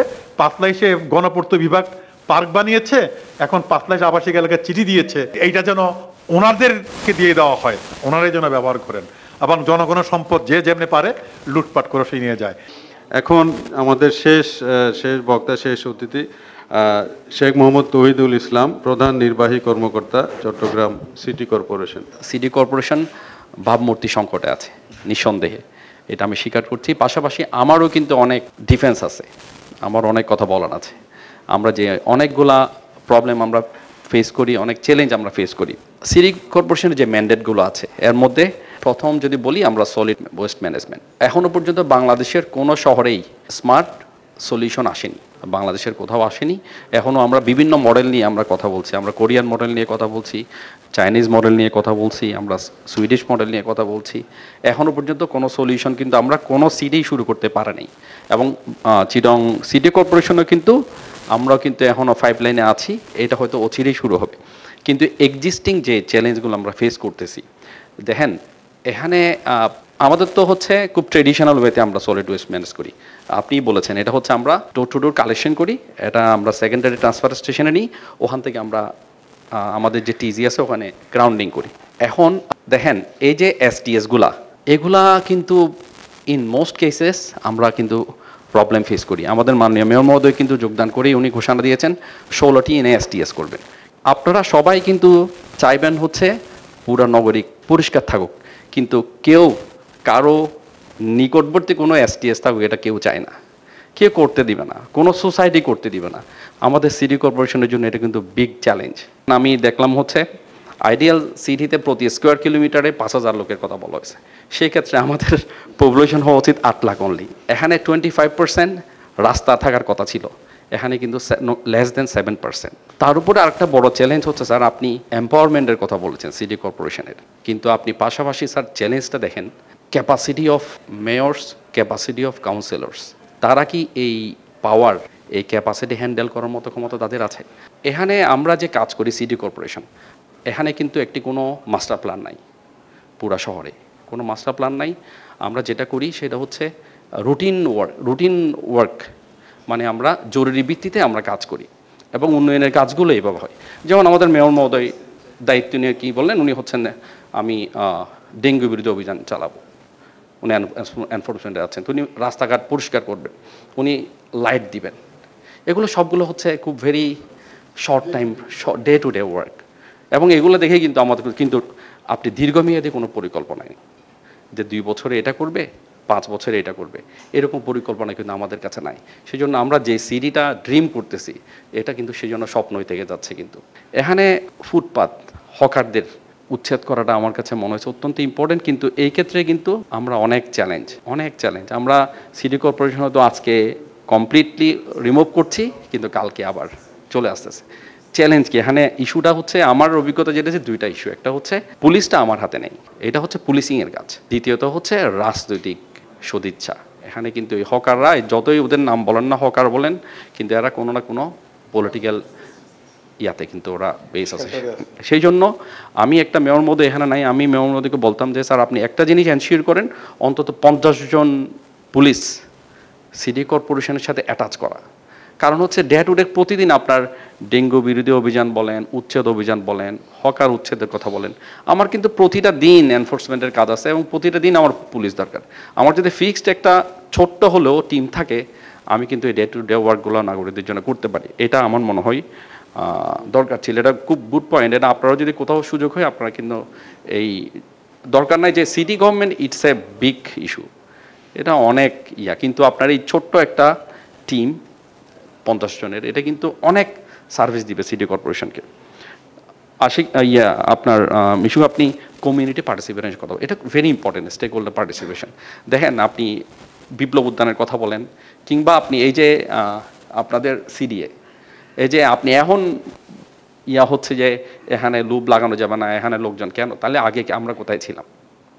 এই যে টানেল 1000 কোটি টাকা খরচ করা হলো, এটার আসলে কতটুকু যৌক্তিকতা ছিল? এগুলো আসলে আমাদের এখন থেকে আমাদের কিন্তু যা হয়ে গেছে, সামনের জন্য চিন্তা করতে হবে। চিটং সিটি কিন্তু আমি 2018-তে দেখছি, এটা হচ্ছে পৃথিবীর 120তম শহর ইন টার্মস অফ পপুলেশন। এখন নিশ্চয়ই আরও আগে গেছে, তখন ছিল হচ্ছে 40 লাখ, এখন তো 75 লাখ। আমার মনে হয় এখন 70-75-এ ঢুকে গেছে কিনা। সামনে কিন্তু আরও অ্যাক্টিভিটি বাড়বে। আপনি এখানে টার্মিনাল হচ্ছে, এখানে মাতার বাড়ি হচ্ছে, চিটং এমনিতে 12% কন্ট্রিবিউশন জিডিপিতে আমাদের। সুতরাং সামনের দিনগুলোতে আরও হবে। সুতরাং আমাদের এখন থেকে কিন্তু এই প্ল্যানিংগুলো করতে হবে। সামনের যে কোনো প্ল্যান করার ক্ষেত্রে আমি মনে করি একটা সিভিল সোসাইটির সাথে একটা মিটিং করা, একটা স্টেক হোল্ডার পার্টিসিপেশন মিটিং করা খুবই জরুরি, যেটা আমরা সবসময় নেগলেক্ট করি। এবং আমি একজন কর্মকর্তা হিসেবে আমার কাছে সবসময় মনে হয় হচ্ছে, আমি কেন জানি মনে হয় জনগণের মতামতটা আসলে আমি ঠিক সেরকম রিফ্লেক্ট হয় না। আমাদের কাউন্সিলর মহোদয়রা আছেন, ওনাদেরও দেখবেন হচ্ছে ওনাদের মধ্যে কিছু কিছু কিন্তু অনেক এইটাকেই পুঁজি করে আর কি। আপনি দেখছেন ইতিমধ্যেই আমাদের সেবকদের থেকে টাকা নেয়ার, যাকে আমি যদি ওপেনলি বলি, টু বি ফ্রাঙ্ক, যে এখানে এটা অভিযোগ আসতেছে লোকাল যে কন্ট্রাক্টর যারা, তাদের সাথে একটা বিষয় মানে ব্যক্তিগত ইন্টারেস্ট, এই যে স্বজন প্রীতি কিংবা এরকম, এগুলো কিন্তু থেকে যায়। এই জায়গাগুলো আমাদের কেয়ারফুল হতে হবে। আর এখানে উদ্যানের কথা আসছে, পার্কের কথা আসছে, এগুলার আমার কাছে মনে হয়েছে এগুলোর জন্য স্বতন্ত্র একটা বডি থাকা দরকার। আপনি দেখেন, একটা কথা আছে যে when it's everybody's job, it's nobody's job. আপনি পাহাড় রক্ষা বলেন, পুকুর উর্বরতা বলেন, আপনি একবার সিটি কর্পোরেশনকে বলতেছেন, একবার সিডিএকে বলতেছেন, একবার পরিবেশকে বলতেছেন, একজন জেলা প্রশাসনকে বলতেছেন, সবাইকে বলতেছেন, কেউ কিন্তু কারো না। দেখেন, end of the day 0 + 0 is equal to always 0। আপনি কিন্তু এন্ড অফ দ্য কোনো পাচ্ছেন না। আপনার একটা যদি বডি থাকতো, আপনার যদি একটা ডেডিকেটেড বডি থাকতো এটার জন্য, যে আপনি এই ওরা পাহাড় দেখবে, ওরা জলাশয় দেখবে, কিংবা আপনি যদি ডেভেলপ সিটিগুলোর কথা চিন্তা করেন, সবগুলো কিন্তু আপনার এরকম নদী কেন্দ্রিক, দেখবেন নদীর 2 পার কেন্দ্রিক হচ্ছে পর্যটন। আমাদের মেয়র মহোদয় কিন্তু জয়েন করে পর্যটনের উপর খুব জোর দিচ্ছেন। স্যারের জন্য এই জিনিসটা খুব বেশি জরুরি, যে আপনার সবগুলো নদীর 2 পারগুলো ক্লিয়ার করা। এগুলোর কিন্তু স্বতন্ত্র বডি লাগবে। আমি কিন্তু ফর শিওর এগুলো কিন্তু আপনি এইভাবে পারবেন না, এটাও পারবেন না আপনি, কোনোভাবেই সম্ভব না, এটা কোনোভাবেই সম্ভব না। এখানে দেলোয়ার ভাই অনেকগুলাই কথাই বলেছে, আসলে আপনাদেরও এই জিনিসগুলো জানা উচিত। এই যে সিটি কর্পোরেশন কিন্তু শুধুমাত্র যে আমাদের যে রুটিন ওয়ার্কগুলোর মধ্যে আমাদের কিন্তু শিক্ষা এবং স্বাস্থ্যরা রয়েছে, এবং আপনাদের সদয় অবগতির জন্য জানাচ্ছি, আমরা প্রতি বছর 70 কোটি টাকা ভর্তুকি দিই, 70 crore ভর্তুকি দিই, প্রতি মাসে 6 কোটি টাকা কিন্তু ভর্তুকি দিই। এবং এটার জন্য কিন্তু আপনারা আমাকে কোনো টাকা দেন না, নাগরিকরা কোনো টাকা আমাকে দেন না, সিটি কর্পোরেশনকে দেন না। আপনারা রাস্তাঘাট পরিষ্কার করার জন্য দেন, আপনারা লাইটিংয়ের জন্য দেন, আপনারা এইগুলো হচ্ছে এর মধ্যে। কিন্তু আপনারা শিক্ষার জন্য, স্বাস্থ্যের জন্য আমাকে কোনো টাকা দিচ্ছেন না। কিন্তু এই খাতে আমি 70 কোটি টাকা খরচ করি প্রতি বছর। এটা কিন্তু অনেক বড় বিষয়।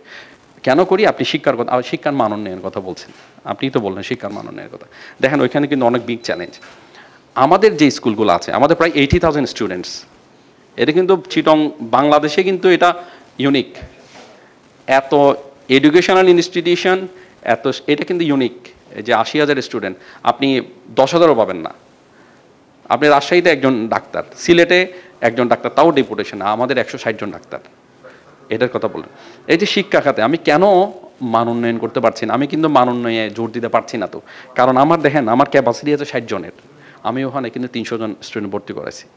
কারণ আমার কাছে কোয়ালিটির থেকেও আমি কোয়ান্টিটি, আমি মানুষজন যেন সবাই যেন ভর্তি হতে পারে এইটা এনশিওর করার চেষ্টা করছি। মানে অন অ্যান অ্যাভারেজ প্রতি মাসে 1 লাখ লোককে আমরা স্বাস্থ্যসেবা দিয়ে থাকি। এটা কিন্তু অনেক অনেক, আপনি কিন্তু অন্যান্য সিটি কর্পোরেশন এই কাজটা করছে না। এবং প্রতি মাসে আমার প্রতি বছরে 21 কোটি টাকা শুধুমাত্র স্বাস্থ্য খাতে আমি ভর্তুকি দিচ্ছি। সিটি কর্পোরেশন এই কাজটা কিন্তু আপনাদের দেখতে হবে। আপনার সিটি কর্পোরেশন ঠিক আছে, আমরা অনেক জায়গায় ব্যর্থ হচ্ছে, কিন্তু এই জায়গাগুলোতে কিন্তু আমরা, আপনি যদি এই 70 কোটি টাকা আমার মেয়র মহোদয় পাইতেন, উনি কিন্তু অনেক কিছু করতে পারতেন, পার্ক করতে পারতেন, অনেক কিছু করতে পারতেন। তো এটা তো লোক দেখানো অনেক কিছু করতে পারতেন, কিন্তু তিনি জোর দিচ্ছেন হচ্ছে এগুলোতে। এগুলো কিন্তু আমাদের এই বিষয়গুলো আপনাদের যদি নলেজে থাকে তাহলে আপনারাও আমাদের পক্ষে, মানে আমাদের অন্তত সমালোচনার সময় একটু হলো আপনাদের লাগবে না, সিটি কর্পোরেশন এই কাজগুলো করছে। আমার 3টা আইন আমরা রেডি করে পাঠাইছি, it's has been 1 year 4 months, এটা এখন অ্যাপ্রুভ হয়ে আসেনি। আমাদের আয় বর্ধন প্রকল্প এখনো হয়ে আসেনি, এটা দায়ী কে নিবে? কিন্তু এগুলো সেই জন্য আমাদের এই বিষয়গুলো করতে হবে। তবে আমি মেয়র মহোদয় থাকলে বলতাম গণশুনানিটা বাড়ানোর জন্য। এক্ষেত্রে অনিয়ম, দুর্নীতি এগুলো যখন লোকজন সামনে বলার সুযোগ পাবে, এগুলো কিন্তু কমে আসবে, এগুলো কমে আসবে এবং এগুলো কমাইতে হবে। আর সার্ভিস যে প্রদানকারী প্রতিষ্ঠান আপনি বলেন না, সিটি কর্পোরেশন কেন, আপনি এমন একটা সার্ভিস প্রদানকারী বলেন যেটাতে দুর্নীতির অভিযোগ নেই, সবগুলোতে আছে।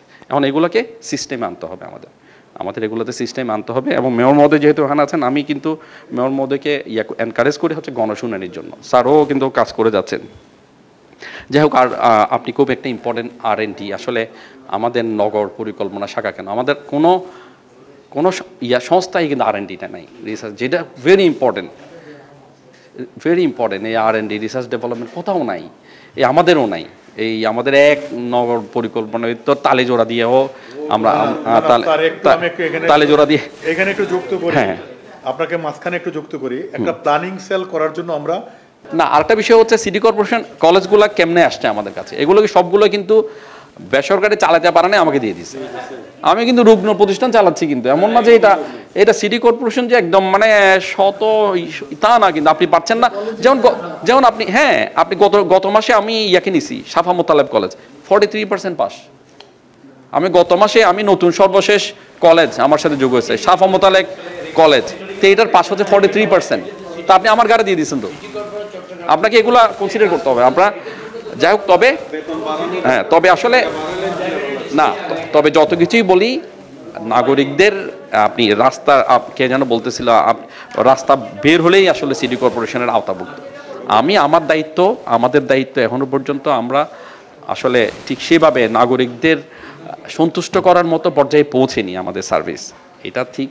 তবে আমি আশাবাদী যে সামনের দিনগুলোতে আমাদের সবাই একসাথে কাজ করতে হবে, ইন এ বডি। আমি এই জায়গায় জোর দিচ্ছি না, এই যে আপনি দেলোয়ার ভাই যেটা বলেছেন, এটা এক লাইনে আসলে সমন্বয়টা, আপনি এই যে আলাদা আলাদা সংস্থাগুলো আমরা আগে আলোচনা, এগুলো প্রত্যেকের ইন্ডিভিজুয়াল আইন আছে। আপনি শুধুমাত্র মেয়র মহোদয় কেমনে কাজ করবেন, মেয়র মহোদয়কে এখন আপনি তো জোর করে কাজ করবেন, ওনার কি লিগ্যাল ফ্রেমওয়ার্ক আছে নাকি? ওনার নাই তো, ওনাকে আইনি কাঠামো দিতে হবে, তো ওনাকে অফিসিয়ালি একটা কাঠামো দিতে হবে, যে একটি বডি হইতে হবে, একটা পর্ষদ হইতে হবে, যে কাউন্সিল হইতে হবে, যে প্রতিটা ডিপার্টমেন্টের ওখানে উনি কাউন্সিলের চেয়ারম্যান হবেন এবং প্রত্যেকে ওনার কাছে অ্যাকাউন্টেবল হবেন, বলে দিতে হবে, তখন উনি ওনার এক্সারসাইজ করতে পারবেন। এক্সারসাইজ করবেন। যাই হোক, আমি আবারও, আমার মনে হয় অনেক কথা বলেছি, আমি আবারও আমার ধন্যবাদ জানিয়ে কৃতজ্ঞতা জানাচ্ছি পূর্বগুণকে, এবং এই ধরনের আসলে আলোচনা আরও হওয়া উচিত। এগুলো থেকে অনেক ইনসাইট বেরিয়ে আসবে, অনেক সুপারিশ বেরিয়ে আসবে, অনেক এক্সপার্ট ওপিনিয়ন বেরিয়ে আসবে, যেগুলো আমাদের ভবিষ্যতের পাথেয় হয়ে থাকবে। ধন্যবাদ সবাইকে। আসসালামু আলাইকুম। এখন ধন্যবাদ জ্ঞাপন করবেন জাসির চৌধুরী, নির্বাহী পরিচালক the Purbokone limited. Thank you. আপনাদের ওপিনিয়ন্স, ভিউজ অনেক ভ্যালুয়েবল আমাদের জন্য কি, and hopefully CEO and mayor আপনারা আমাদের চিন্তা করবেন and you will improve the city. তা আমার একটা শর্ট একটু যাওয়ার আগে আমি জাস্ট বলতে চাচ্ছি যে আমাদের we really have to create some facilities and the beautification of the environment in Chittagong city, because what's happening is আমাদের যে young talents আছে, young professionals, they are leaving Chittagong city. আমার ফ্রেন্ডসরা ম্যাক্সিমাম ঢাকায় চলে যাচ্ছে, because they are thinking ঢাকায় social life আরো better, facility better, সৌন্দর্য বেটার, হ্যাঁ, ওই স্ট্যান্ডার্ড অফ লিভিং, বা বিদেশে ইমিগ্রেট করছে। তো চিটাগংয়ে কেন থাকবে না ওরা? হ্যাঁ, আমিও একটা কনফিউশনে থাকি যে ফিউচারে কি will Chittagong be a safe place, will criminals take over, will corrupt individuals rule the whole place again? তো আমার রিকোয়েস্ট আপনাদের কাছে, let's make it a safe place, let's create environment যেখানে মানে ইয়াং ইন্ডিভিজুয়ালস ক্যান মানে stay and thrive and succeed একই। So hopefully আপনারা এটা ব্যাপারে চিন্তা করবেন আর আমাদের দিকে দেখবেন। থ্যাংক ইউ ভেরি মাচ আপনাকে, থ্যাংক ইউ।